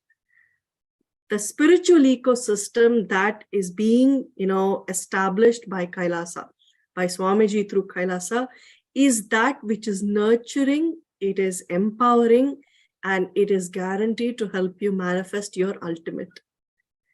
If there is any other way to say it, I don't know how to put it, but it is simply the one priority that we can have in life, which covers every priority of our life. Whatever you wish to manifest, you will actually experience it coming true. You will actually experience it happening in the most powerful way. And I would say that's, Kailasa is the solution, that Swamiji has given to this entire world for the ultimate life to lead, the ultimate lifestyle to experience and be a part of. So that's what I would say. Yes. Yeah. And Kumbh Mela is one of the largest largest festival in the world. And how strong this festival to its original authenticity, like this, there are so many different elements, so many different components of Hinduism Swamiji has revived in last 30 years. And there is many more things to revive is on the plate. When Kailasa is going to be open for the whole of the humanity, it's going to be a huge positive explosion that we are all going to experience. Now is the moment where everybody can decide to be part of it. Even if you have made an intention before, today you can redo an intention, redeclare an intention, saying, yes, now I really want to be part of it and I need Swamiji's blessings. So I request everybody to sign up in sksjp.org/contribute and show your intention. Take the step today and show your intention, how you would like to be part of Sarvanyapita. And when Swamiji is making the whole Kailasa happen, and then this year, the whole Kailasa is going to be open for the whole of the humanity, we are all going to get back to the celebrations, more programs, more and more excitement with Swamiji. So to make this happen, we want all of you to be part of this movement. So also would like to hear from Mahasadashiva and Shivapriya. How are you seeing this as a very important step that each and every person has to take individually in their lives to be part of Kailasa and to be part of Sarvanyapita? See, actually, when Muktika was sharing, for me, it's very simple. I'm going to exist regardless because, of course, I've taken birth. Each one of us have taken birth, so we're going to exist. Now, just because we've been talking about Kumbh Mela, I can share with you that for me, it was being part of actual ecosystem that Swamiji is reviving. So it was a live experience of that ecosystem, because we had the temple, we had power manifestation, we had initiations from Swamiji, we had Guru himself living with the Guru. So we were all living. I guess it was a child and adult Gurukul in some ways. So we were learning, we're having powerful cognitions, sessions with Swamiji, satsangs, and then there's food, organic, sattvic food provided. So the whole ecosystem Swamiji made available. Now, existing in that ecosystem, learning the powerful cognitions, and then like having flood and storm happen, which is natural things that happen, and they easily would have put any one of us into powerlessness. And for a moment I was, when there are certain things happening. However, how quickly in that ecosystem one can shift into powerfulness. So that was, it's a live experience. And then you have the ecosystem Kailasa, which one can hear about the powerful cognitions, one can attempt to implement it, but the environment itself doesn't support implementation of those powerful cognitions straight away. So if I had to say it in a very simple way, I would say that we are going to exist regardless because we've taken birth. Now it's up to us to choose for ourselves consciously a ecosystem that is going to build us powerfully inside out, not just in society where we get to show that we are powerful and inside experience powerlessness and not have the support network which can bring us out of that space quickly when we ever get into that space. But a really, like I was sharing with my Shivapriya, we had the storm coming. Swamiji goes out there, moves the storm. Everything that needs to be fixed is fixed within a couple of hours. We're sipping a cup of tea and talking about the weather, it's like, shifting from utter powerlessness where you feel like you're just about to face death, and the next thing, everything is completed very quickly. In outside world, that it wouldn't happen that quickly. There'll be years and maybe months and weeks and whatever amount of time in powerlessness and all that kind of stuff. So in a nutshell, this ecosystem, it's a must, because it experientially gives us the opportunity to live in powerfulness no matter what. I'm not praying. Swamiji's taught me not to pray to God to have the problems taken away, but to have the courage to face whatever comes. So in a nutshell, I would say this is the difference, between living in an ecosystem that's going to build you powerfully versus living in an ecosystem that is going to exploit your powerlessness and keep you there. Not only the If I might add, sorry, Mashupra, before you start, I just wanted to add one thing that really struck a chord with what Mahatma was saying. See, we grow up in our normal, in the world, with driven by fear, right? If you don't do this, then you will not have this. If this doesn't happen, then you're going to face the consequence of it. So you're always doing something out of fear that you will not have, that nothing is enough, or life is not going to be the best you can probably have. But what in Kumbh Mela is, whatever the eventuality, whatever the that happened, the hurricane that happened, I mean, it was we could see going around, but to be able to go through that and focus on what needs to be manifested, protecting people, supporting everybody, ensuring the lives of the support systems are functioning. The focus is so much on the happening. The focus is so much on what needs to be, continued, that you actually melt away any form of fear or this stress or anxiety, saying, oh my God, how are we going to handle it? It gives you a very different perspective of living your daily life. It tells you that you can focus your energies to making the best out of everything. And that is what the spiritually, high ecosystem is. It's that level of nurturing. And this is what Swamiji is bringing to all of us. It is an essential component, just like breathing, for all of us. That's what I would say. Definitely, I will support completely whatever Muktika is saying. And the biggest change that I'm seeing, supporting this ecosystem and you experiencing this ecosystem is the most important thing.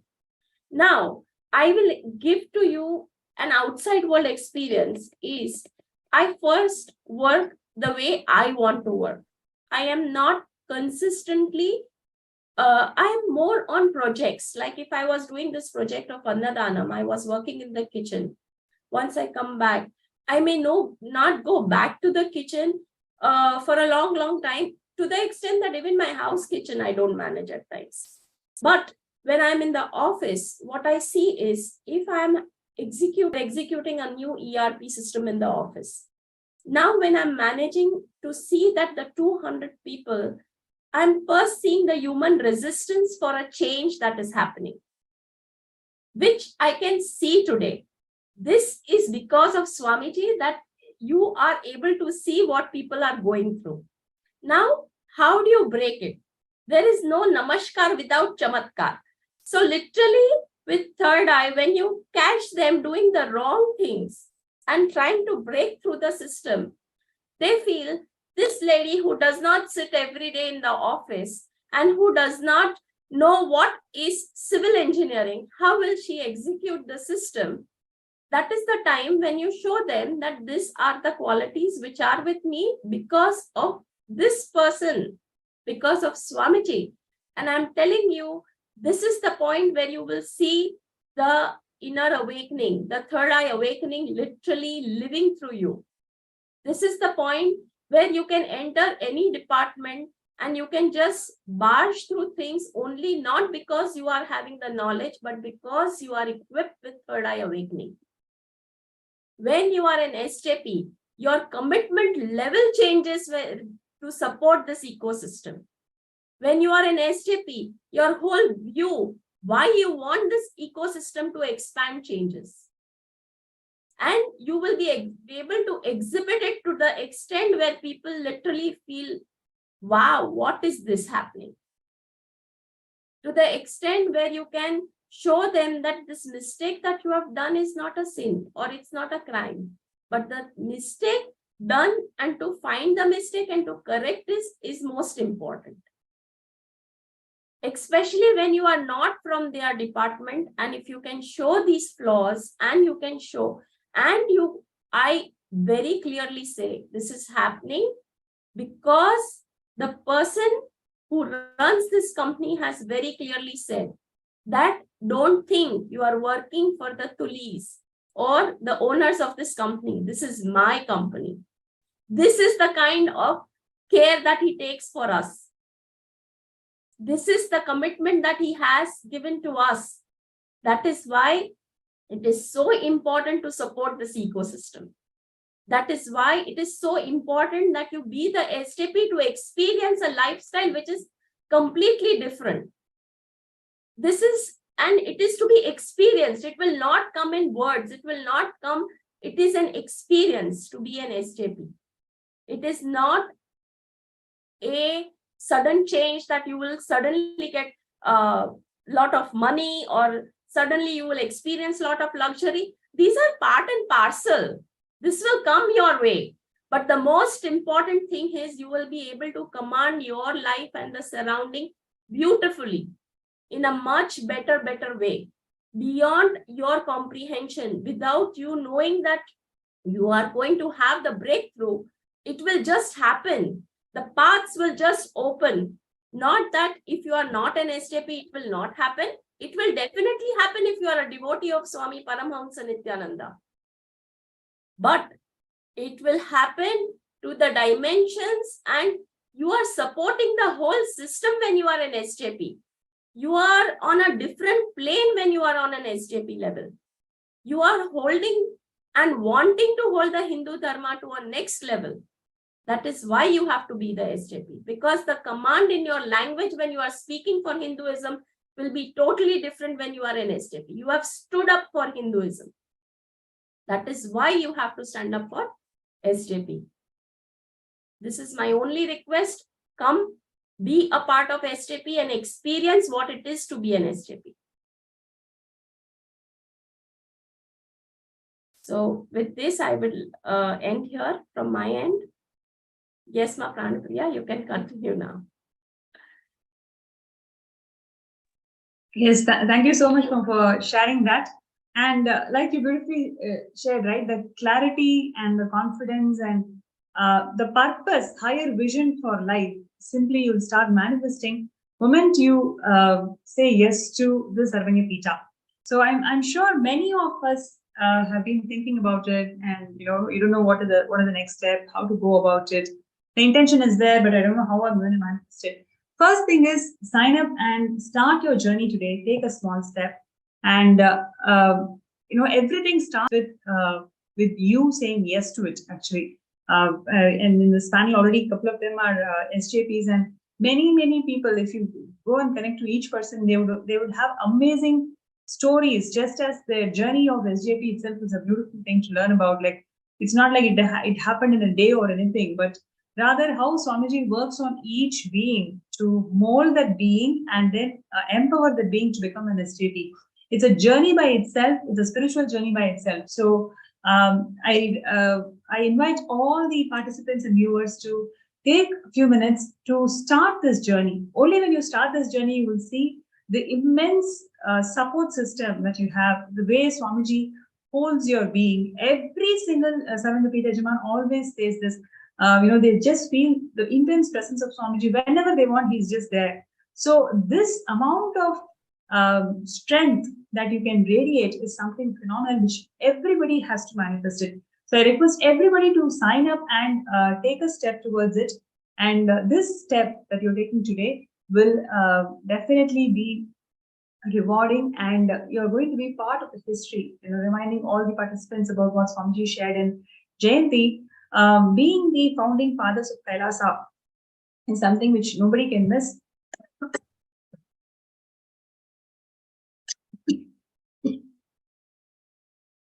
It will make you to realize the Janma Sabalya, meaning you will achieve the purpose of your life. Actually, if I might add, Pranapriya, being an active man for yourself and supporting that of others makes us go a long way compared to passively sitting back and wondering if somebody else can, help. If the cognition is there saying, I take it in my hands to help manifest, that actually, takes us forward, because that's the same attitude we apply to everything in life. This is an opportunity for each and every one of us to take an active stance and to make things happen. To be guided by an avatar, to be guided by Swamiji is no small task. And he is here to support our, empowerment and support us through the journey to enlightenment. And it starts with our yes. It starts with us saying, what can I do to help? Where can I get started? The moment you have the cognition, just know that what needs to come your way, the cosmos is already sending your way.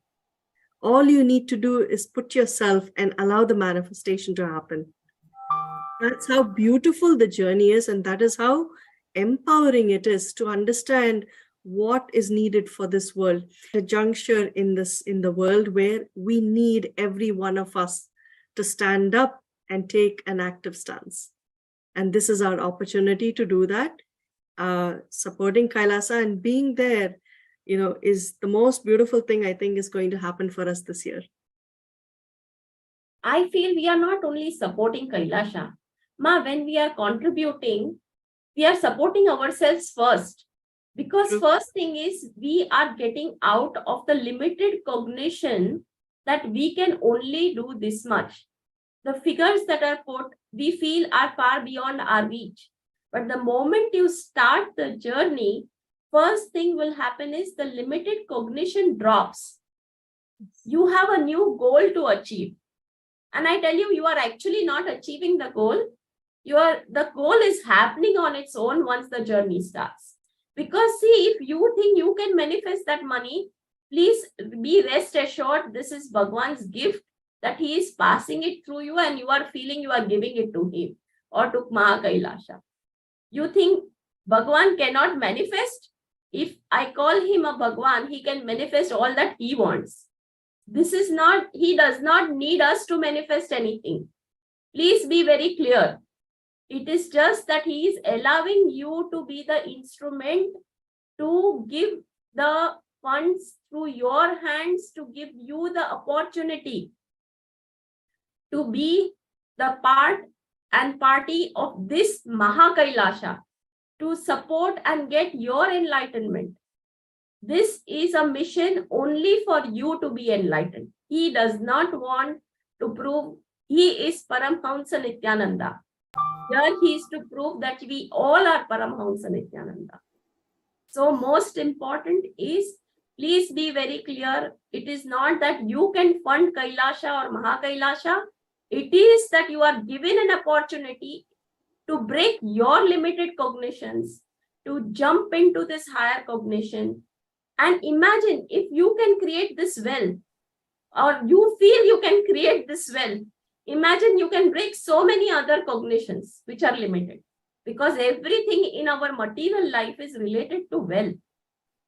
So I feel this is a chance that he is giving us, that we should break our limited cognition and take the leap to be the SJP and celebration of this earth.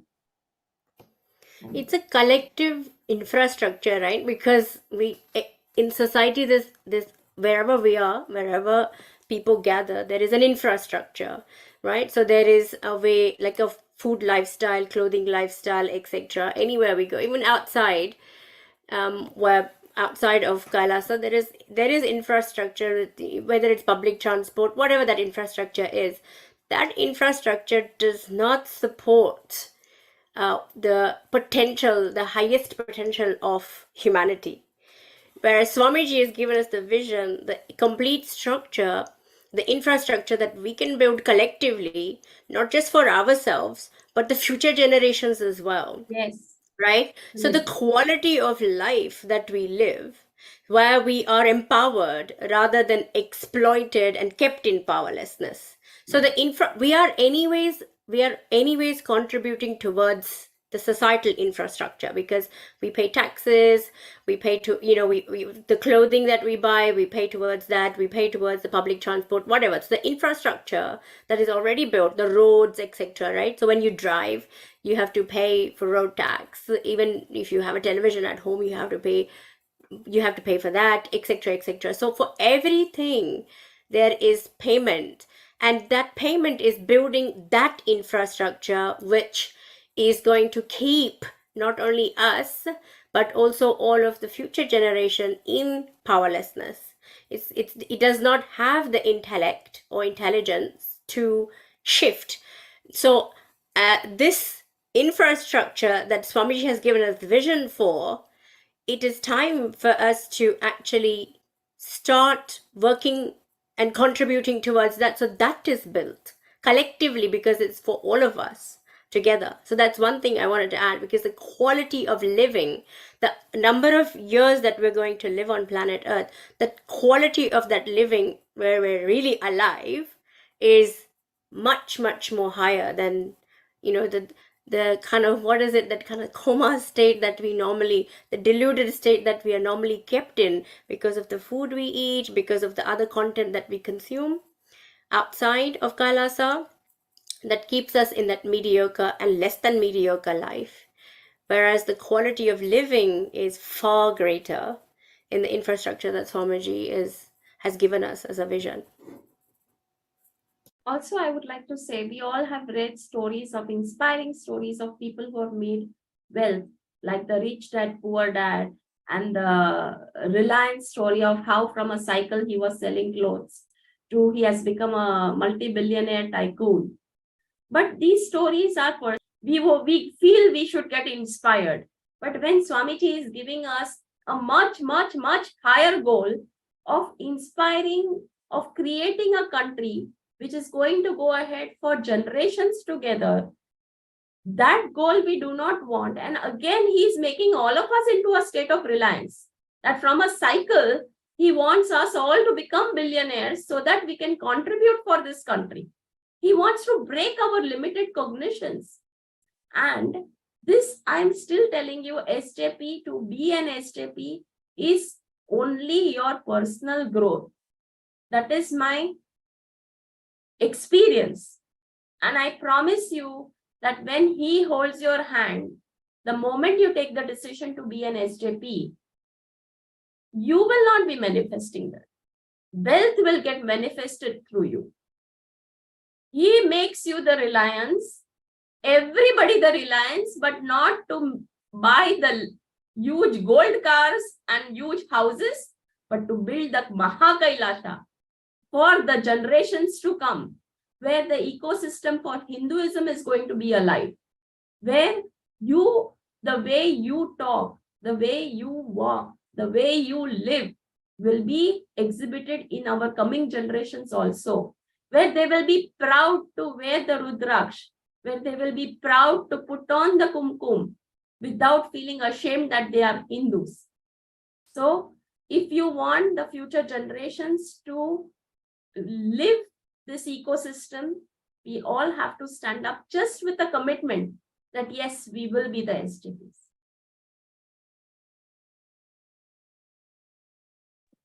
Yes, so that was so beautifully shared by all of you, and thank you so much for joining the segment today. It was, definitely brought back so many wonderful memories and all the moments of oneness in Swamiji. I personally really thoroughly enjoyed all your sharings, and thank you so much for being here today.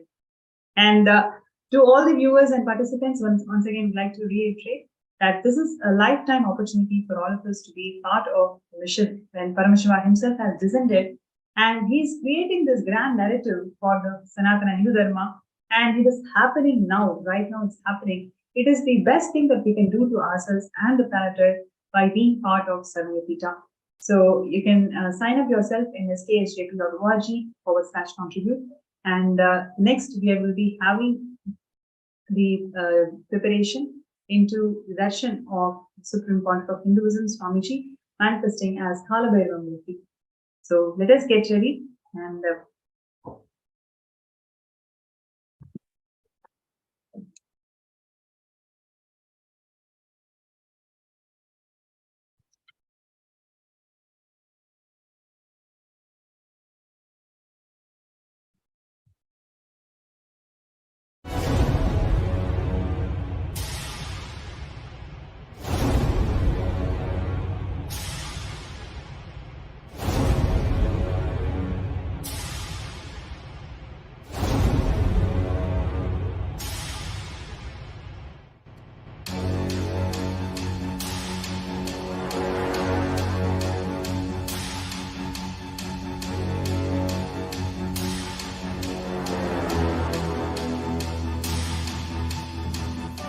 understand, literally last 39 years from the age of 5, whatever Paramashiva manifested through teaching, speaking, writing, every way, condensing the whole thing and presenting it to you all as experientially in these 21 days through this Jnana Charya, Jnana Kriya, Jnana Yoga, Jnana Jnana is Mahaparamashivoham. Style for just Paramashiva. Rituals to be just Paramashiva. Yoga for just being Paramashiva. Jnana, just Paramashiva. This Mahaparamashivoham is like literally the ultimate journey in a most safest way.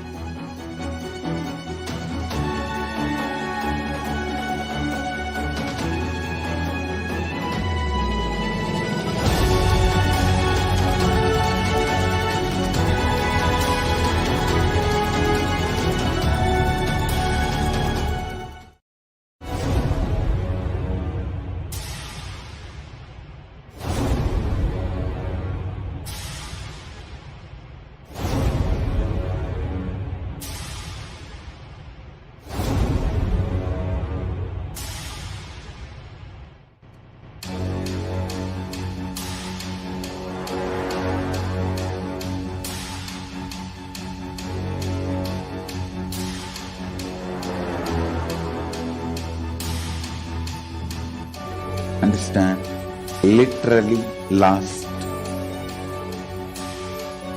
39 years from the age of 5, whatever Paramashiva manifested through teaching, speaking, writing, every way, condensing the whole thing and presenting it to you all as experientially in these 21 days through this Jnana Charya, Jnana Kriya, Jnana Yoga, Jnana Jnana is Mahaparamashivoham. Lifestyle for just Paramashiva. Rituals to be just Paramashiva. Yoga for just being Paramashiva. Jnana, just Paramashiva. This Mahaparamashivoham is like literally the ultimate journey in a most safest way.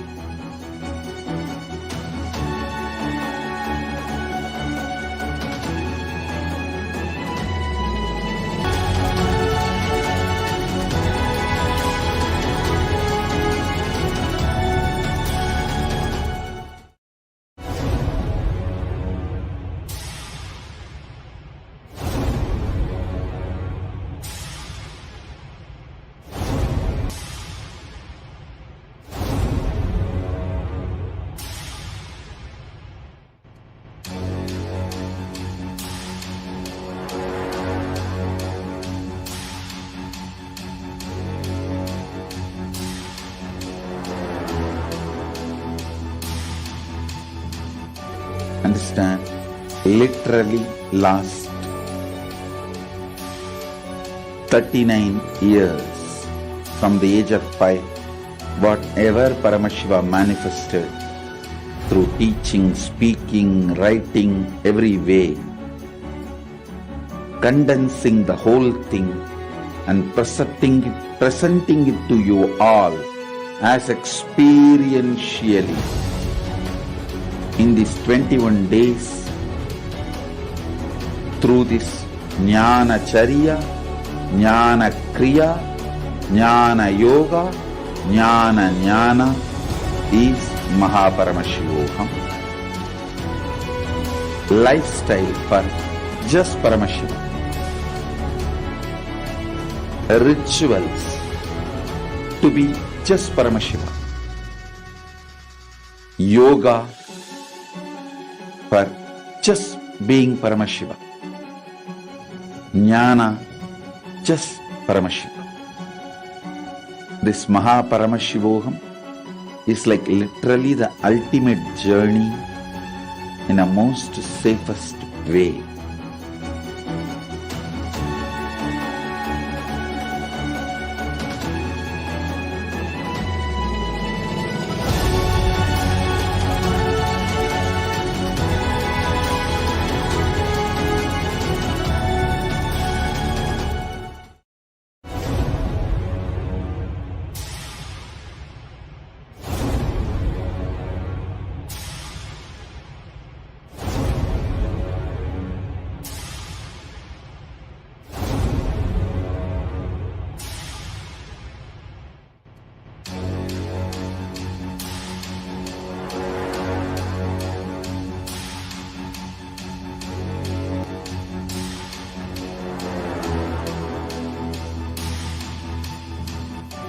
Understand? Literally last 39 years, whatever Paramashiva manifested through teaching, speaking, writing, every way, condensing the whole thing and presenting it to you all as experientially in these 21 days through this Jnana Charya, Jnana Kriya, Jnana Yoga, Jnana Jnana is Paramashivam. Lifestyle for just Paramashiva. Rituals to be just Paramashiva. Yoga for just being Paramashiva. Jnana just Paramashiva. Paramashivoham is like literally the ultimate journey in a most safest way.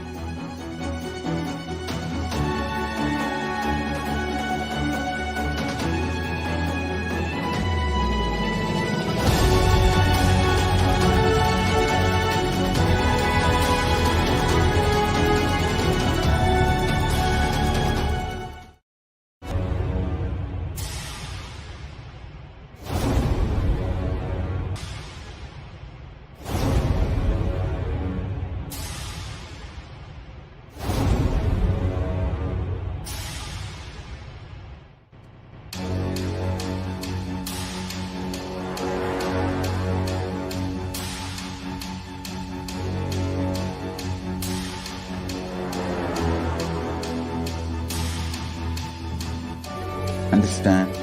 Literally last 39 years from the age of 5, whatever Paramashiva manifested through teaching, speaking, writing, every way, condensing the whole thing and presenting it to you all as experientially in these 21 days through this Charya, Jnana Kriya, Jnana Yoga, Jnana Jnana is Paramashivam. Lifestyle for just Paramashivam. Rituals to be just Paramashivam. Yoga for just being Paramashivam. Jnana just Paramashivam. This Paramashivoham is like literally the ultimate journey in a most safest way.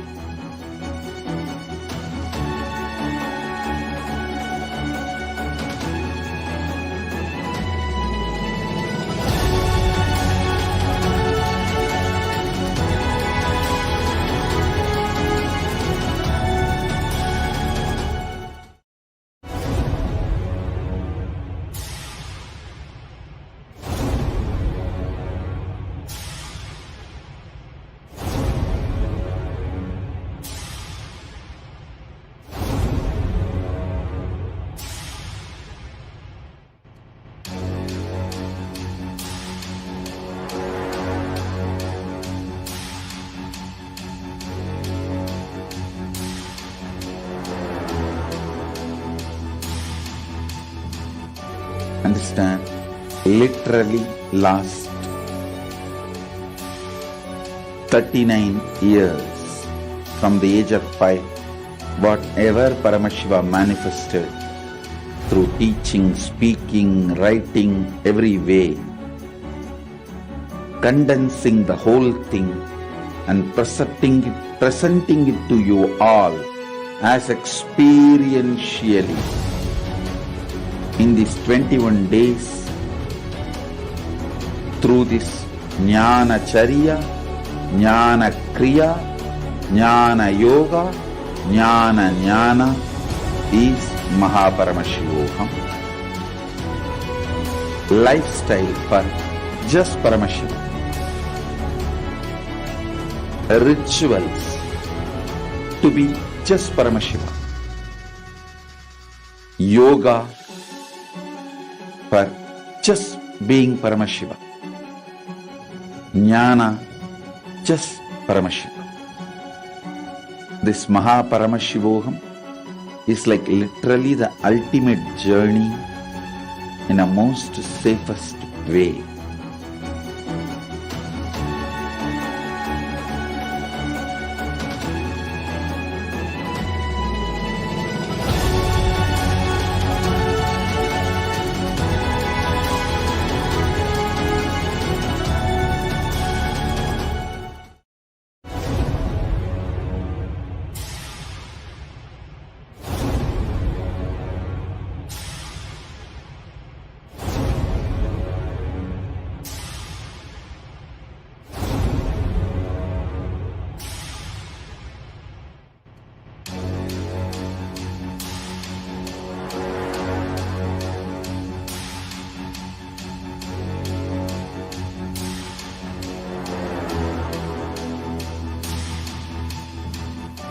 Understand, literally last 39 years from the age of 5, whatever Paramashiva manifested through teaching, speaking, writing, every way, condensing the whole thing and presenting it to you all as experientially in these 21 days through this Jnana.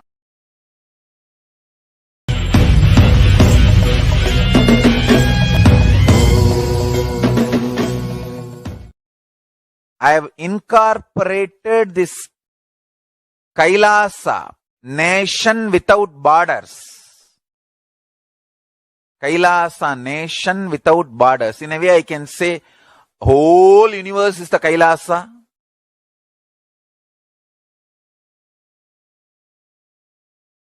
Kailasa, nation without borders. I've incorporated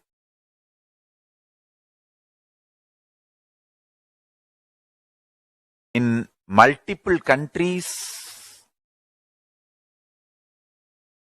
Each Kailasa will function in their own countries as per that country's law. within that country's law.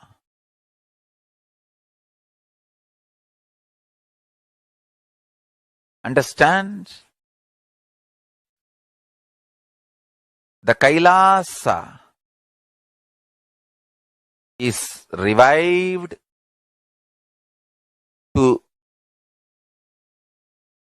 do contribution, uniting the nations for contribution. Hinduism, Veda Agamas have great things to contribute to the world. Like the great power manifestation science, the ancient culture and arts, the ancient lifestyle truths, the ancient medical practices and medicinal knowledge, the ancient indigenous cultural heritage and jewelry, perfume, dance, music. In every level, Hinduism has so much to contribute. Veda Agamic traditions have so much to contribute. To share all this with the world, to contribute to the world.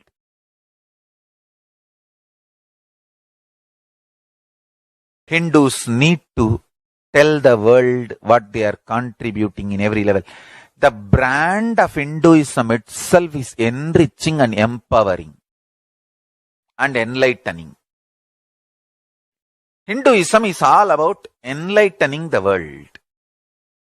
Empowering, enlightening, enriching the world. Contributing.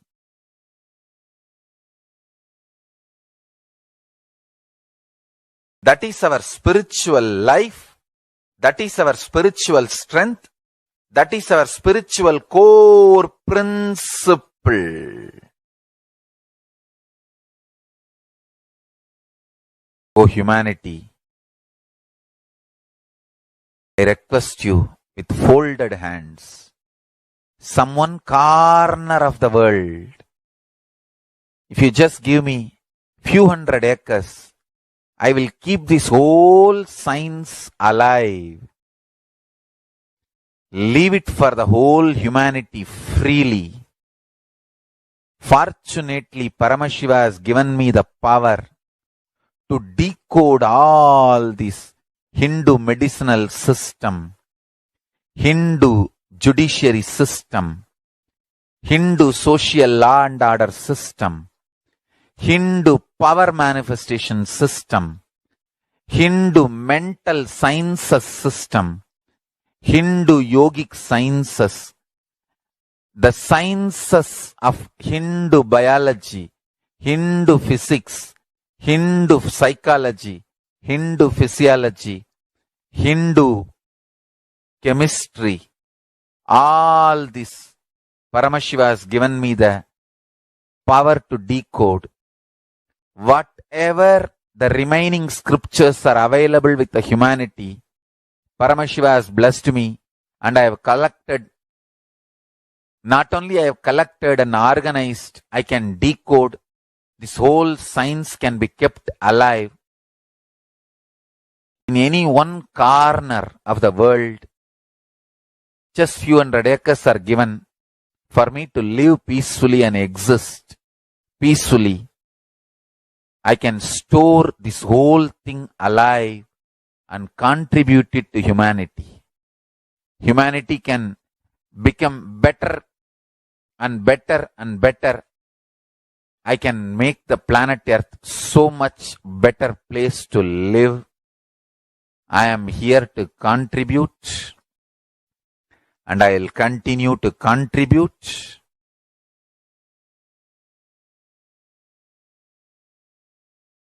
As long as I am allowed to live, I will contribute. I have collected all the remaining available scriptures, maybe 2 crore books. 2 crore means 20 million, I think, books on Hindu physics, Hindu chemistry, Hindu biology, Hindu physiology, Hindu psychology, Hindu law and order, Hindu social system, the power manifestation sciences of Hinduism, yogic sciences of Hinduism.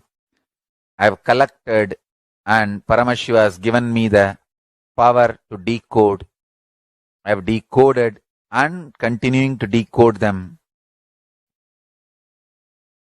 If somebody is kind enough to give me few hundred acres in one corner of the world and let me live peacefully, I can keep all the scriptures there and go on sharing with the world, revealing these whole sciences to the world, and go on contributing. I don't need anything other than 1 cup of curd rice every day. That's all. A cup of curd rice per day, over. I can go on be giving this to the world. I can add to the world. I can make the world better place to live. That's all I have to say.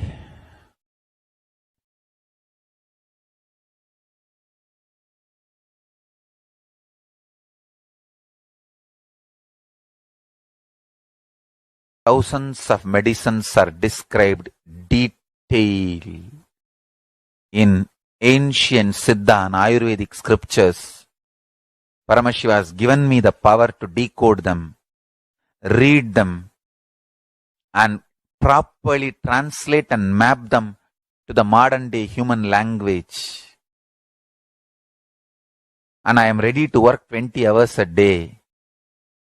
I just need few hundred acres where I can sit peacefully and keep this library, run a Gurukul where thousands of people can learn this and share it with the world, understand.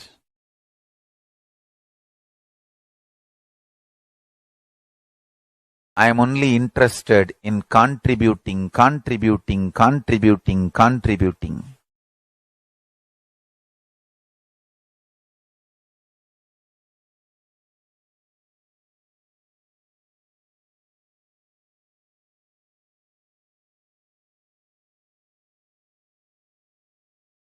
If we can decode all this great knowledge, whole world can prosper from this knowledge. Whole world can enjoy from this knowledge. If I prosper, I will only create a university. I will not create anything else. If the Hindus prosper, they will only create education institutions. Because Hinduism is all about giving, contributing. If I prosper, I'll create university, that's all. Kailasa is all about university, to decode the ancient sciences and share with the world. Understand? Every day I am sitting and going on decoding, writing notes on my books and writing details on my books. Whether it is making human beings manifest powers, and I have also now started downloading and decoding the science of making animals manifest powers. Whether making people manifest powers or healing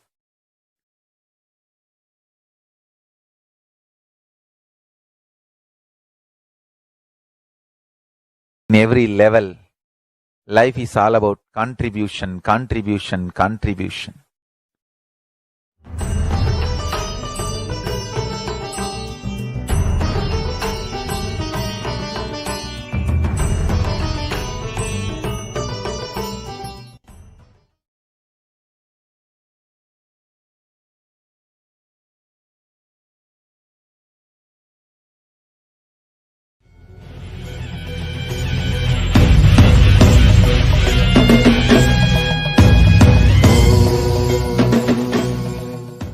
Today is March 2nd. Worst assassination attempts I faced on this very day. Literally, March 2nd and 3rd, 4th, 5th, this 1 week, at least 10 times they tried on different years. Very aggressively.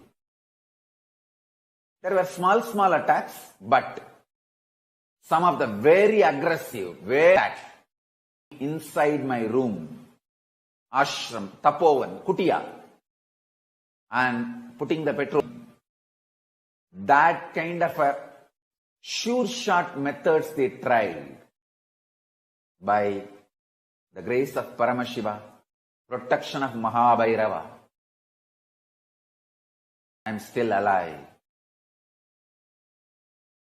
I am saved by the grace of Paramashiva and protection of Mahabhairava, Mahakala Bhairava. Still, I am continued to be protected by the grace of Paramashiva and protection of Mahakala Bhairava. You can see the photos and videos. It is not created even by us. It was done a live reality show by national news channels of India. They were pride about burning me live. They were not interested in legally dealing with me. First of all, I have not done anything wrong, anything illegal or immoral or antisocial. I have not done anything wrong in any level. They just want to eliminate me because I am working for the revival of power manifestation science and Hinduism. Spiritual enlightenment science stored in Hinduism. I never worked against any other religion.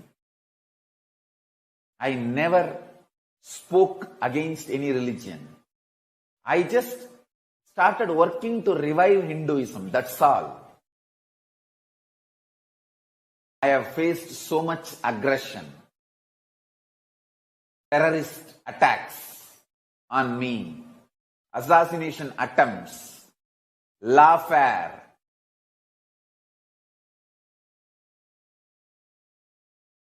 hate speech, every level.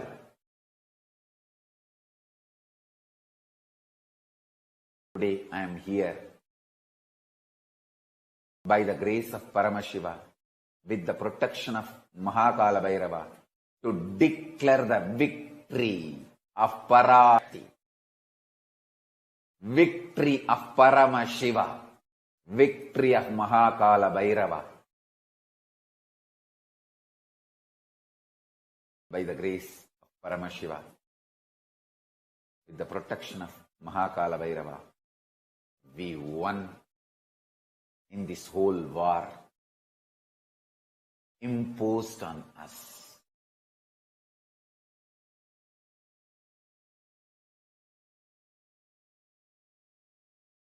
Understand?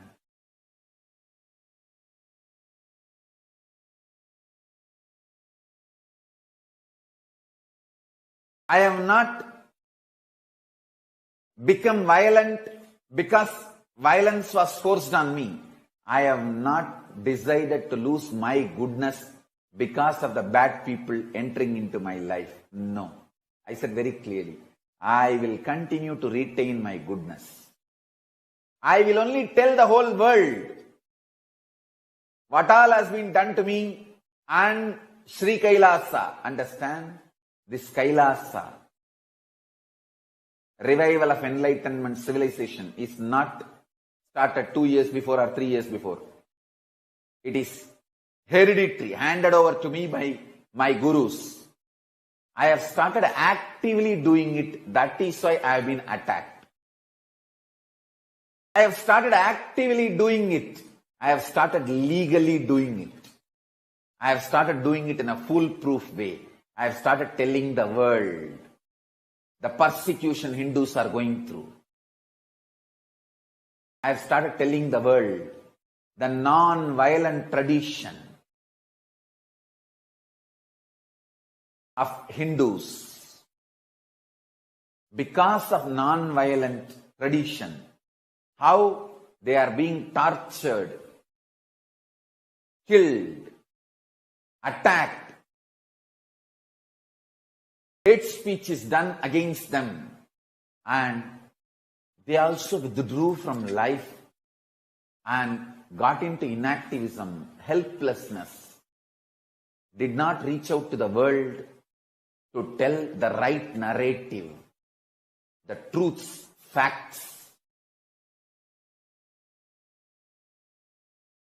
Even now, Hindus are being portrayed all over the world as terrorists, even after being attacked. They are attacked, but they are projected as terrorists.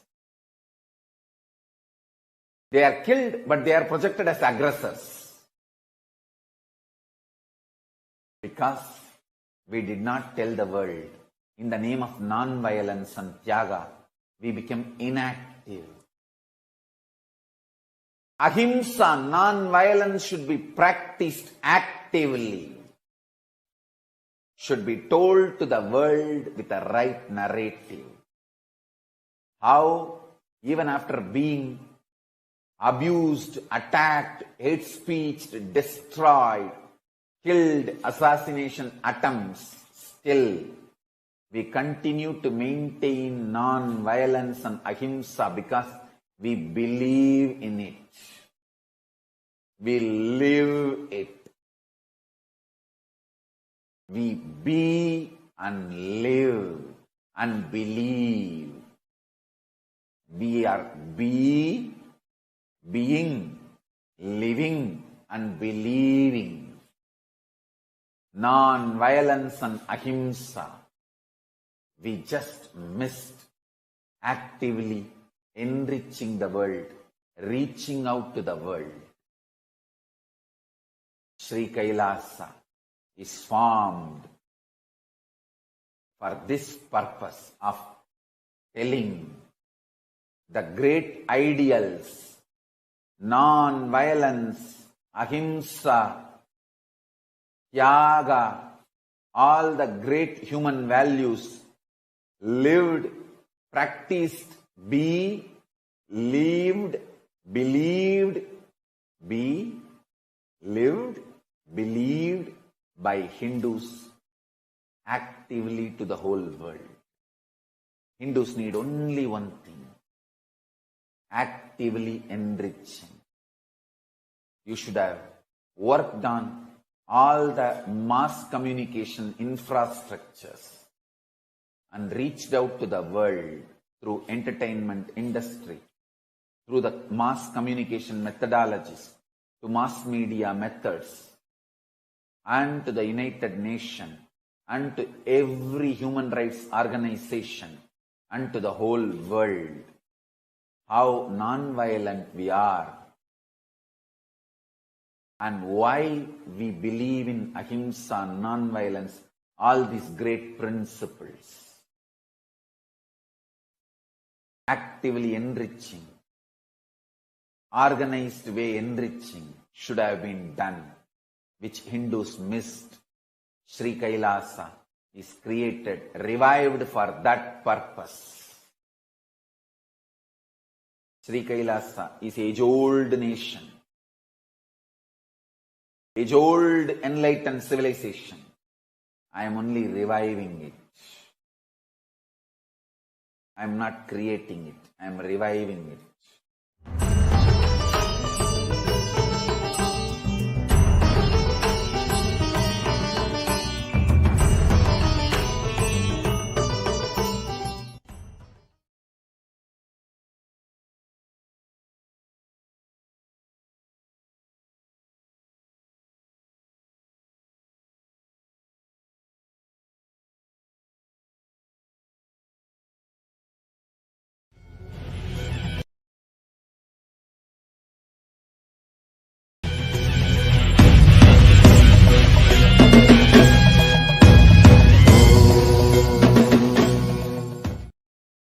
I have incorporated this Kailasa, nation without borders. Kailasa, nation without borders. In a way, I can say whole universe is the Kailasa.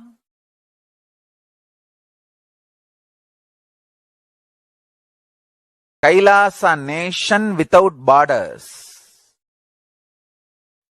I've incorporated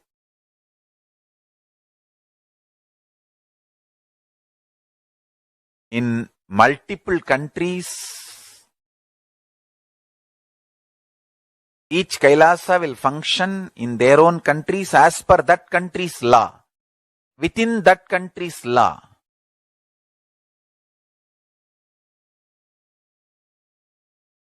Understand? The Kailasa is revived to do contribution, uniting the nations for contribution. Hinduism, Veda Agamas have great things to contribute to the world. Like the great power manifestation science, the ancient culture and arts, the ancient lifestyle truths, the ancient medical practices and medicinal knowledge, the ancient indigenous cultural heritage and jewelry, perfume, dance, music. In every level, Hinduism has so much to contribute. Veda Agamic traditions have so much to contribute. To share all this with the world, to contribute to the world.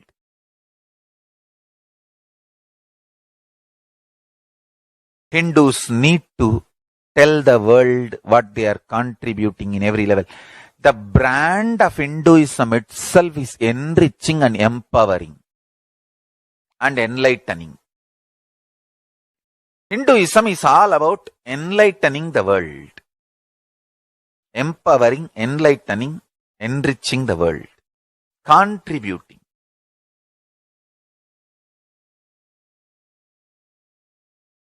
That is our spiritual life. That is our spiritual strength. That is our spiritual core principle. O humanity, I recommend some one corner of the world. If you just give me few hundred acres, I will keep this whole science alive. Leave it for the whole humanity freely.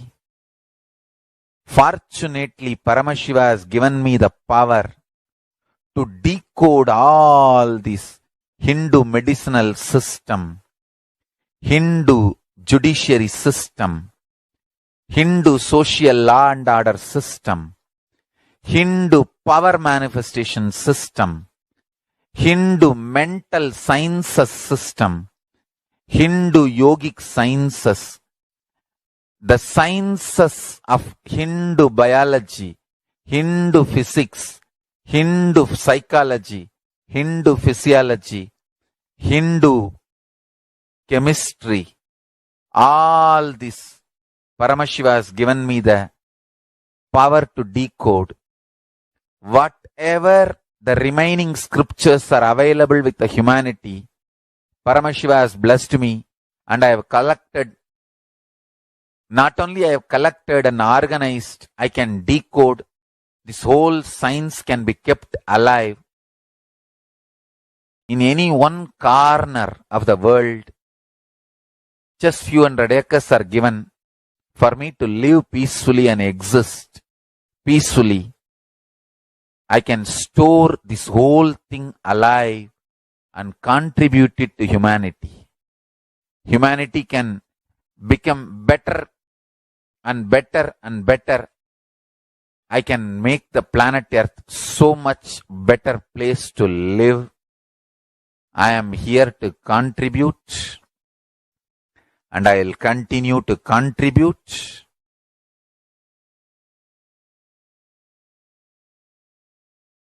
As long as I am allowed to live, I will contribute. I have collected all the remaining available scriptures, maybe 2 crore books. 2 crore means 20 million, I think, books on Hindu physics, Hindu chemistry, Hindu biology, Hindu physiology, Hindu psychology, Hindu law and order, Hindu social system, the power manifestation sciences of Hinduism, yogic sciences of Hinduism. I have collected, and Paramashiva has given me the blessings and power to decode. I have decoded and continuing to decode them. If the humanity, somebody is kind enough to give me few hundred acres in one corner of the world and let me live peacefully, I can keep all these scriptures there and go on sharing with the world, revealing this whole sciences to the world, and go on contribute. I don't need anything other than 1 cup of curd rice every day. That's all. A cup of curd rice per day over. I can go on world. I can add to the world a place to live. That's all I have to say.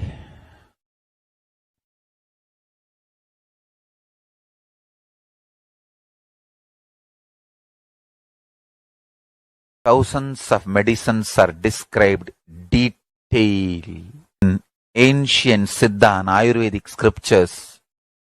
Paramashiva has given me the power to decode them, read them, and properly translate and map them to the modern day human language. And I am ready to work 20 hours a day.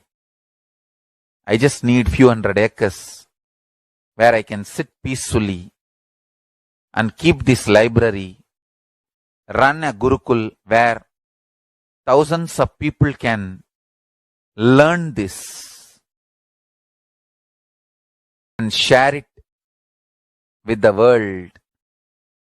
Understand?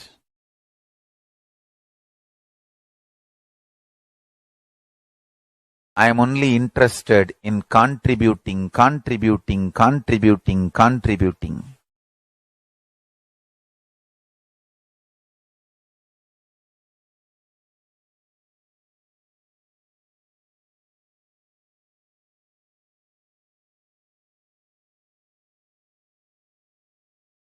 If we can decode all this great knowledge, whole world can prosper from this knowledge. Whole world can enjoy from this knowledge. If I prosper, I will only create a university. I will not create anything else. If the Hindus prosper, they will only create education institutions. Because Hinduism is all about giving, contributing. If I prosper, I'll create university, that's all. Kailasa is all about university to decode the ancient sciences and share with the world. Understand?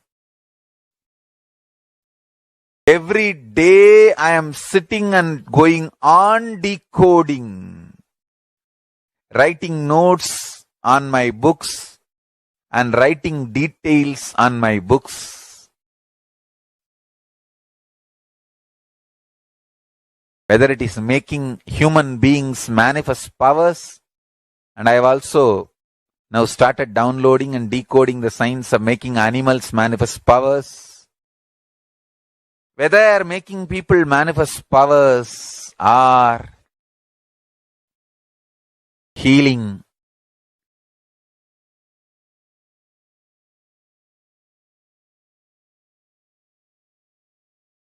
in every level, life is all about contribution, contribution, contribution.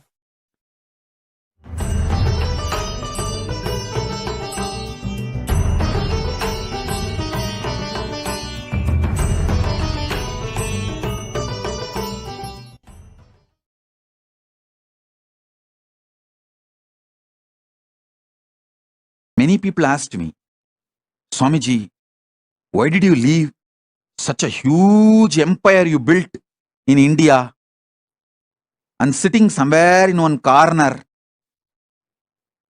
for so many years? Be very clear. It's already 3 years I left India, more than 3 years. This 3 years is worth because I have done the foundation, legal.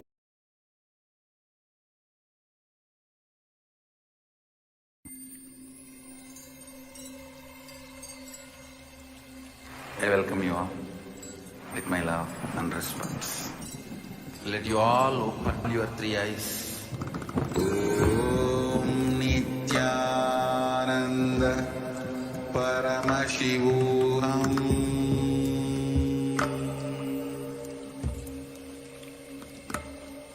Om Nithyananda Paramashivam.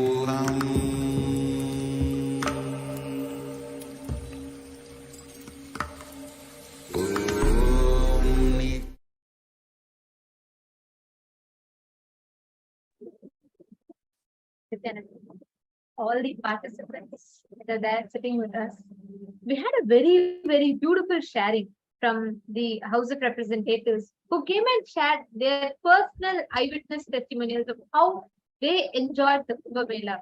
And we all listened to Swamiji, how this revival of Kailasa nation, revival of Hinduism is Swamiji's vision right from the onto planet Earth. And how despite all the persecution, we all saw how the attacks happened on Swamiji and how persistently Swamiji persevered to give us this nation called Kailasa so that all of us Hindus can experience Hinduism. All the participants that are watching us, all the viewers that are watching us on Facebook Live and on various other social media platforms on YouTube, etc. I request all of you to share with us. Let us know how many of you want to be a part of Kailas, this great event happening. And if you want to, you all can sign up to skljp.org/contribute. And now it is time for all of us to enter into the Bhava Samadhi Darshan of Bhagwan Mahakala And Bhava Samadhi Darshan, this is the darshan where they understand pure consciousness manifests the being and physically through the Nijavatara. This science is called as Bhava Samadhi Darshan. This is a science unique to Hinduism, and it's an extremely rare science that Swamiji has revived. And we have been experiencing the Bhava Samadhi Darshan, the various forms, various different deities, various different dimensions of Paramashivam. We have been experiencing these Bhava Samadhi Darshans through Swamiji. And so many, literally almost 100% of participants, whoever participates in these Bhava Samadhi Darshans, have been experiencing phenomenal transformations, life transforming experiences of Kundalini awakening and awakening of the third eye, and manifesting extraordinary powers of Paramashiva. And today we are going to be experiencing one such extraordinary, powerful Bhava Samadhi Darshan of Bhagavan Mahakala Bhairava. And now we will be chanting the Dhyana Shloka of Bhagavan Mahakala Bhairava as we are all getting ready for the Bhava Samadhi Darshan.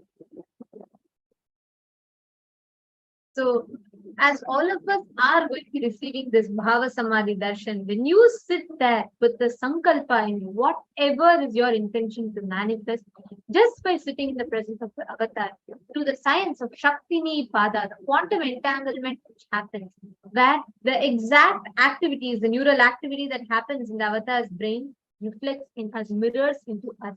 A very, very powerful process which simply remove, literally rewire your inner software to be able to receive the highest conscious existence in life. So now we will be chanting the Dhyana Shloka of Bhagavan Kala Bhairava. Shulam Damarukam Chaiva Shankham Chakram Gadadharam Khadgam Patram Cha Khatwakam Pasham Kushadharam Tata Dashabahum Trinetram Cha Sarparajopavitinam Digambaram Kumaram Cha Vanavahana Samyutam Damshtakarala Vadanam Mastaishwaryam Phaladam Chandika Shakti Sahitam Dhyayet Samhara Bhairavam. Now, in this same space, let us get into the space of meditation. Please sit with your head, neck and spine in a straight line. Close your eyes and start chanting the Mahavakya. Om Nithyananda Paramashivam. Continuously chant the Mahavakya and with words. Please have your eyes closed. Inhale and exhale deeply and slowly. And now, in space, prepare your inner space of immense gratitude and get ready to receive the darshan of Bhagavan Mahakala Bhairava.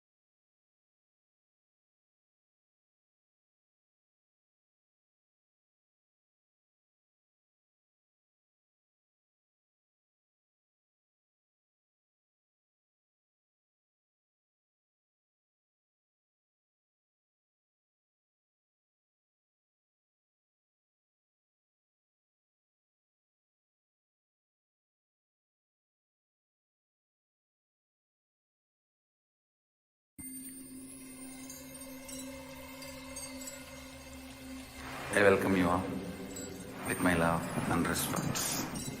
Let you all open all your three eyes. Om Nithyananda Paramashivam.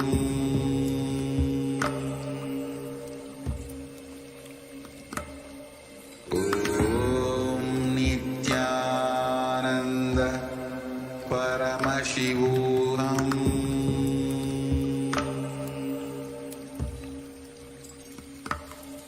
Om Nithyananda Paramashivam.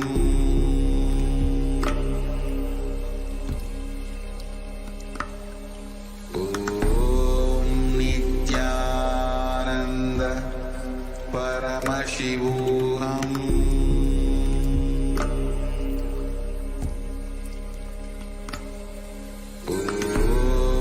Nithyananda Paramashivam.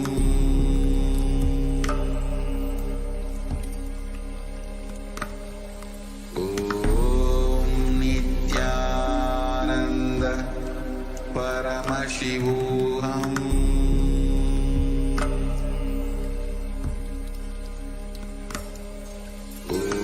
Om Nithyananda Paramashivam.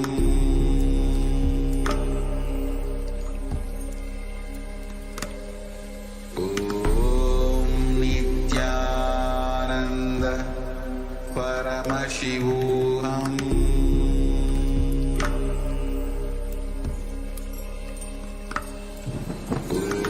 Om Nithyananda Paramashivam.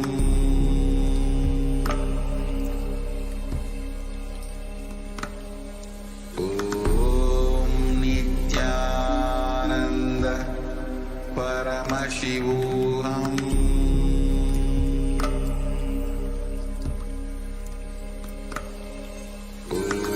Om Nithyananda Paramashivam.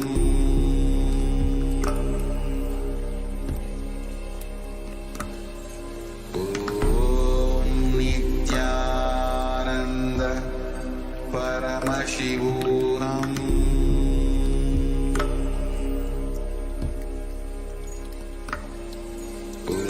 Om Nithyananda Paramashivam.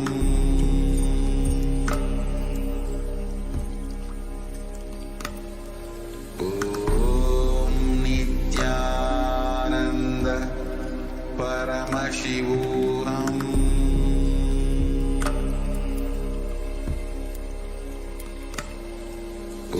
Om Nithyananda Paramashivam.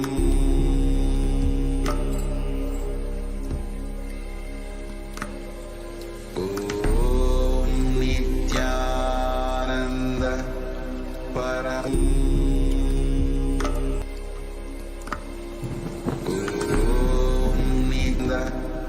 Paramashivam.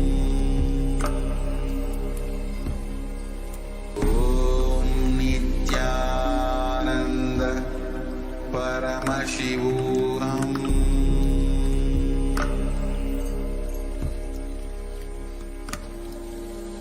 Om Nithyananda Paramashivam.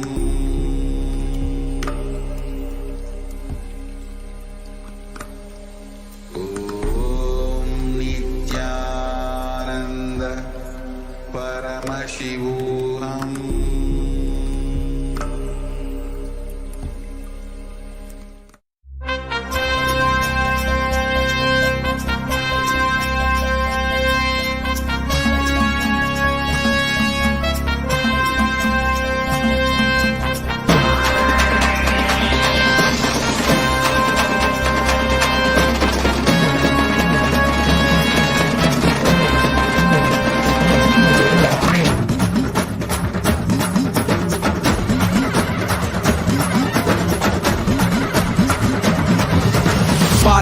கருப்பழக அவ எங்க பேரழக சந்தன பொட்டுக்கார சவ்வாது வாசக்கார வராண்டா கருப்பழக அவ எங்க பேரழக பாக்கத்தான் கோபக்கார உண்மையில பாசக்காரன் காலத்தின் கடவுளடா கருணையில் கடலடா கும்பிட மருகணமே தரிசனம் கொடுப்பாண்டா கூப்பிட குரலுக்கு ஓடி வந்து நிற்பாண்டா காவல் கேட்டா காசூலம் தாங்கி காப்பாண்டா வராண்டா கருப்பழக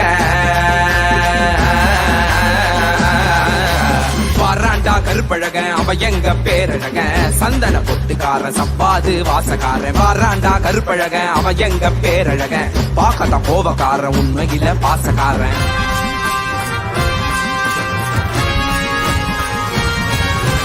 ஏழுகால பூஜைகடா செய்யு பாக்கியம் கிடைச்சதடா கற்று வச்ச மந்திரமுடா ஏழு கால பூஜைகடா செய்யு பாக்கியம் கிடைச்சதடா கற்று வச்ச மந்திரமும் கண்ண கண்டது மறந்ததடா பாலபிஷேகம் செய்திடவே பாவ மோஷம் கிட்டியதடா கோபக்கார கண்ணத்துக்கு சந்தனத்த புசுங்கடா அழகின் அம்சமடா என் மீச மாமனடா பாராண்டா பாராண்டா அவ கண்ண உருட்டிக்கிட்டு பாராண்டா பாராண்டா அவ மீச முருகிக்கிட்டு பாராண்டா பாராண்டா அவ நெஞ்ச நிமிட்டிக்கிட்டு பாராண்டா பாராண்டா அவ சூழோ எழுதிக்கிட்டு பாராண்டா கருப்பழக அவ எங்க பேரழக சந்தன பொட்டுக்கார சவ்வாது வாசக்கார பாராண்டா கருப்பழக அவ எங்க பேரழக பாக்கத்த கோபக்கார உண்மையில பாசக்கார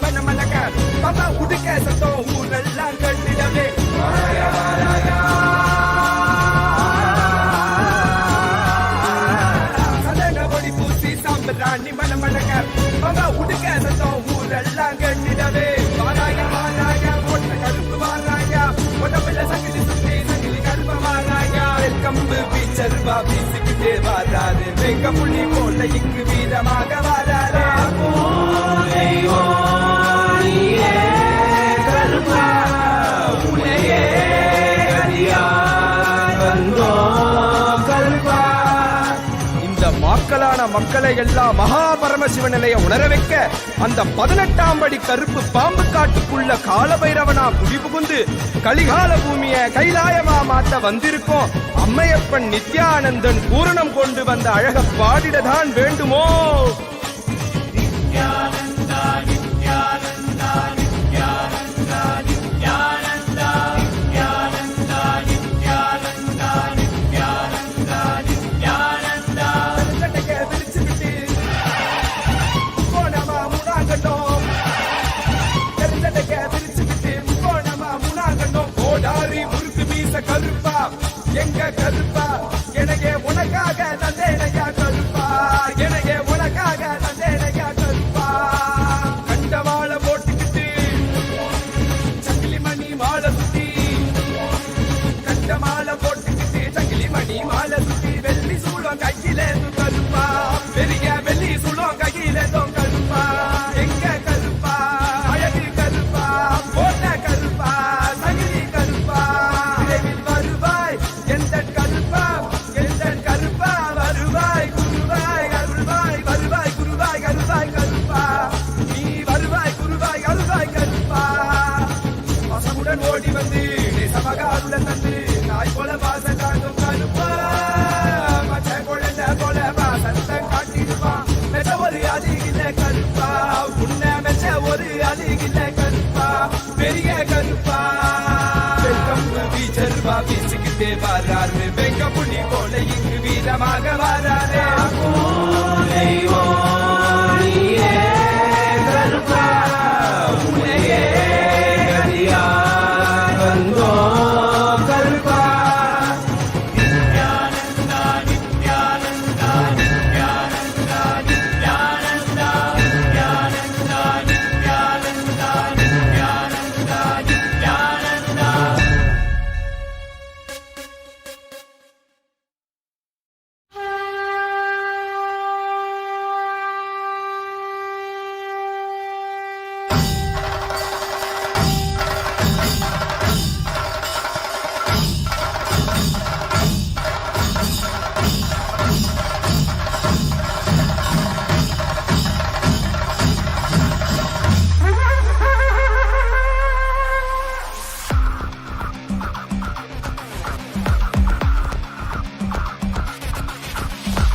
देवराजसेव्यमान पावनाम्रि पङ्कजं व्यालयज्ञसूत्रमिन्दुशेखरं कृपाकरं नारदादियोगिवृन्दवन्दितं दिगम्बरं काशिकापुरादिनाथ कालभैरवं भजे.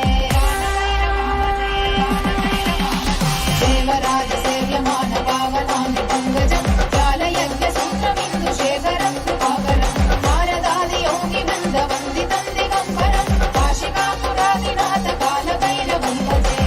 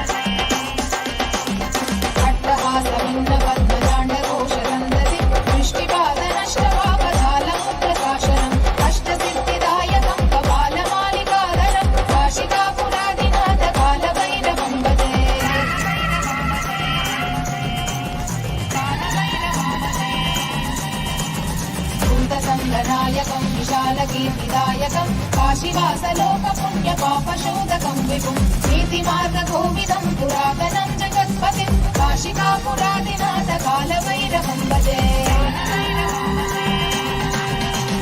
कालभैरवाष्टकं पठन्ति ये मनोहरं ज्ञानमुक्तिसाधनं विचित्रपुण्यवर्धनं शोकमोहदैन्यलोभगोपदापनाशनं हे प्रयान्ति कालभैरवां सन्निधिं काशिकापुरादिनाथ कालभैरवं भजे काशिकापुरादिनाथ कालभैरवं भजे काशिकापुरादिनाथ कालभैरवं भजे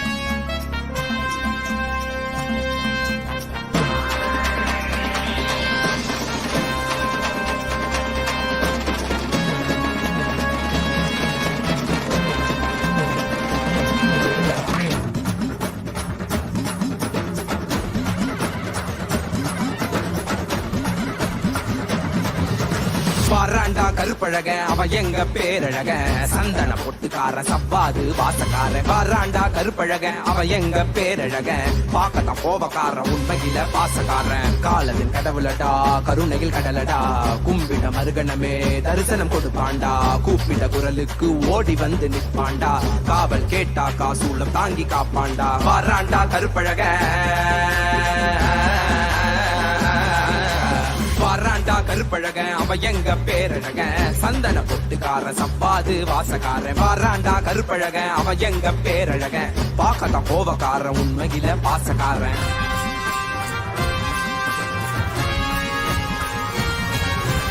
ஏழுகால பூஜைகடா செய்யும் பாக்கியம் கிடைச்சதடா கற்று வச்ச மந்திரமும் கண்ண கண்டது மறந்ததடா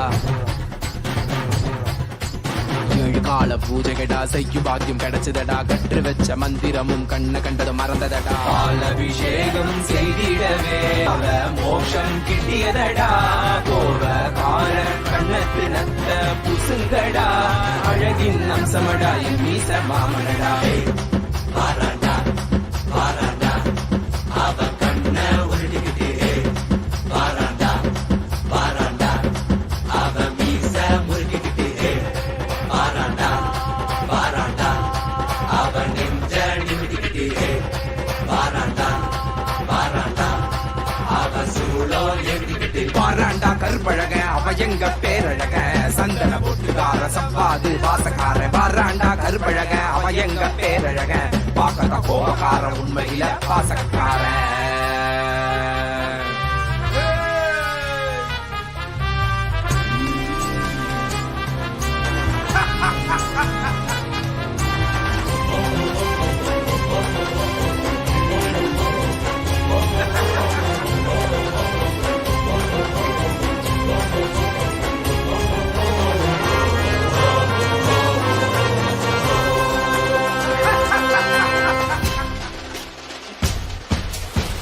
அவசரத்தில் அலங்கரிச்சாலும் அவன் அழகுக்கு பஞ்சமில்லையே பூமால பார்த்து புட்டாக்கா அவன் ஆனந்தத்திற்கெல்லையே இல்ல ஏற்றிய தூபத்தை விட உன்னே மணக்குதையா காட்டிய தீபத்தில் திவ்ய தரிசனம் கிட்டியதையா குசித்த நிவேத்தியத்தால் அமிர்தம் ஒன்று கிடைத்ததையா கண்ட கற்பூர காட்சியிலே கண்கள் கசிந்து வடிந்ததையா சந்தன மேனியனுக்கு சந்தனத்துல பட்டையிடு கண்ணில மைய தீட்டி மீசையத்தான் முறுக்கிவிடு சந்தன மேனியனுக்கு சந்தனத்துல பட்டையிடு கண்ணில மைய தீட்டி மீசையத்தான் முறுக்கிவிடு முறைச்சி பார்த்தாக்கா கண்ணத்தை கிள்ளி விடுடா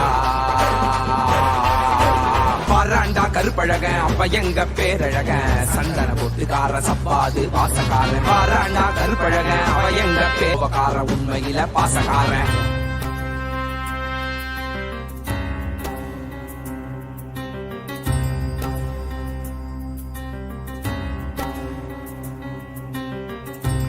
தேவியின் கருணையுடன் சிவனின் விஸ்வரூபம் தர்மம் வழி நடப்போரின் கர்மம் நீக்கி காத்திடுவான் மாயையை விலக்கியே பூர்ணத்துவம் கொடுத்திடுவான் காலத்தை வென்ற கால காலனிவன் சகல கால பூஜையுடன் இந்நாளும் முடிந்ததடா வேறென்ன வேண்டும் இனி உன்னை கட்டி அணைப்பேனடா திருமேனி தீண்டவே அனுதினம் எழுவேனடா திருமேனி தீண்டவே அனுதினம் எழுவேனடா சத்தியம் சாத்தியமானதடா நெஞ்சம் நித்யானந்தத்தில் நிறைந்ததடா நிறைந்ததடா நிறைந்ததடா நித்யானந்தம் நித்யானந்தம் நித்யானந்தம் நித்யானந்தம் நித்யானந்தம் நித்யானந்தம் நித்யானந்தம்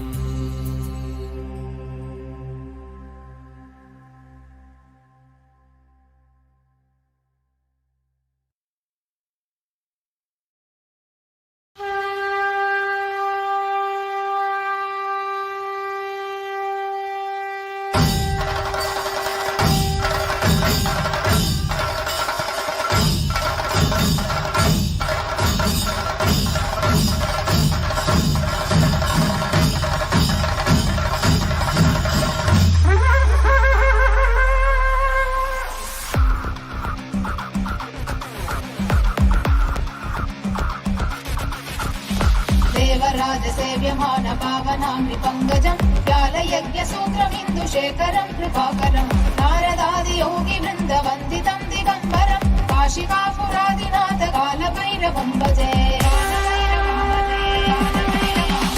देवराजसेव्यमान पावनामृपङ्कजं व्यालयज्ञसूत्रमिन्दुशेखरं कृपाकरं नारदादियोगिवृन्दवन्दितं दिगम्बरं काशिकापुरादिनाथ कालभैरवं भजे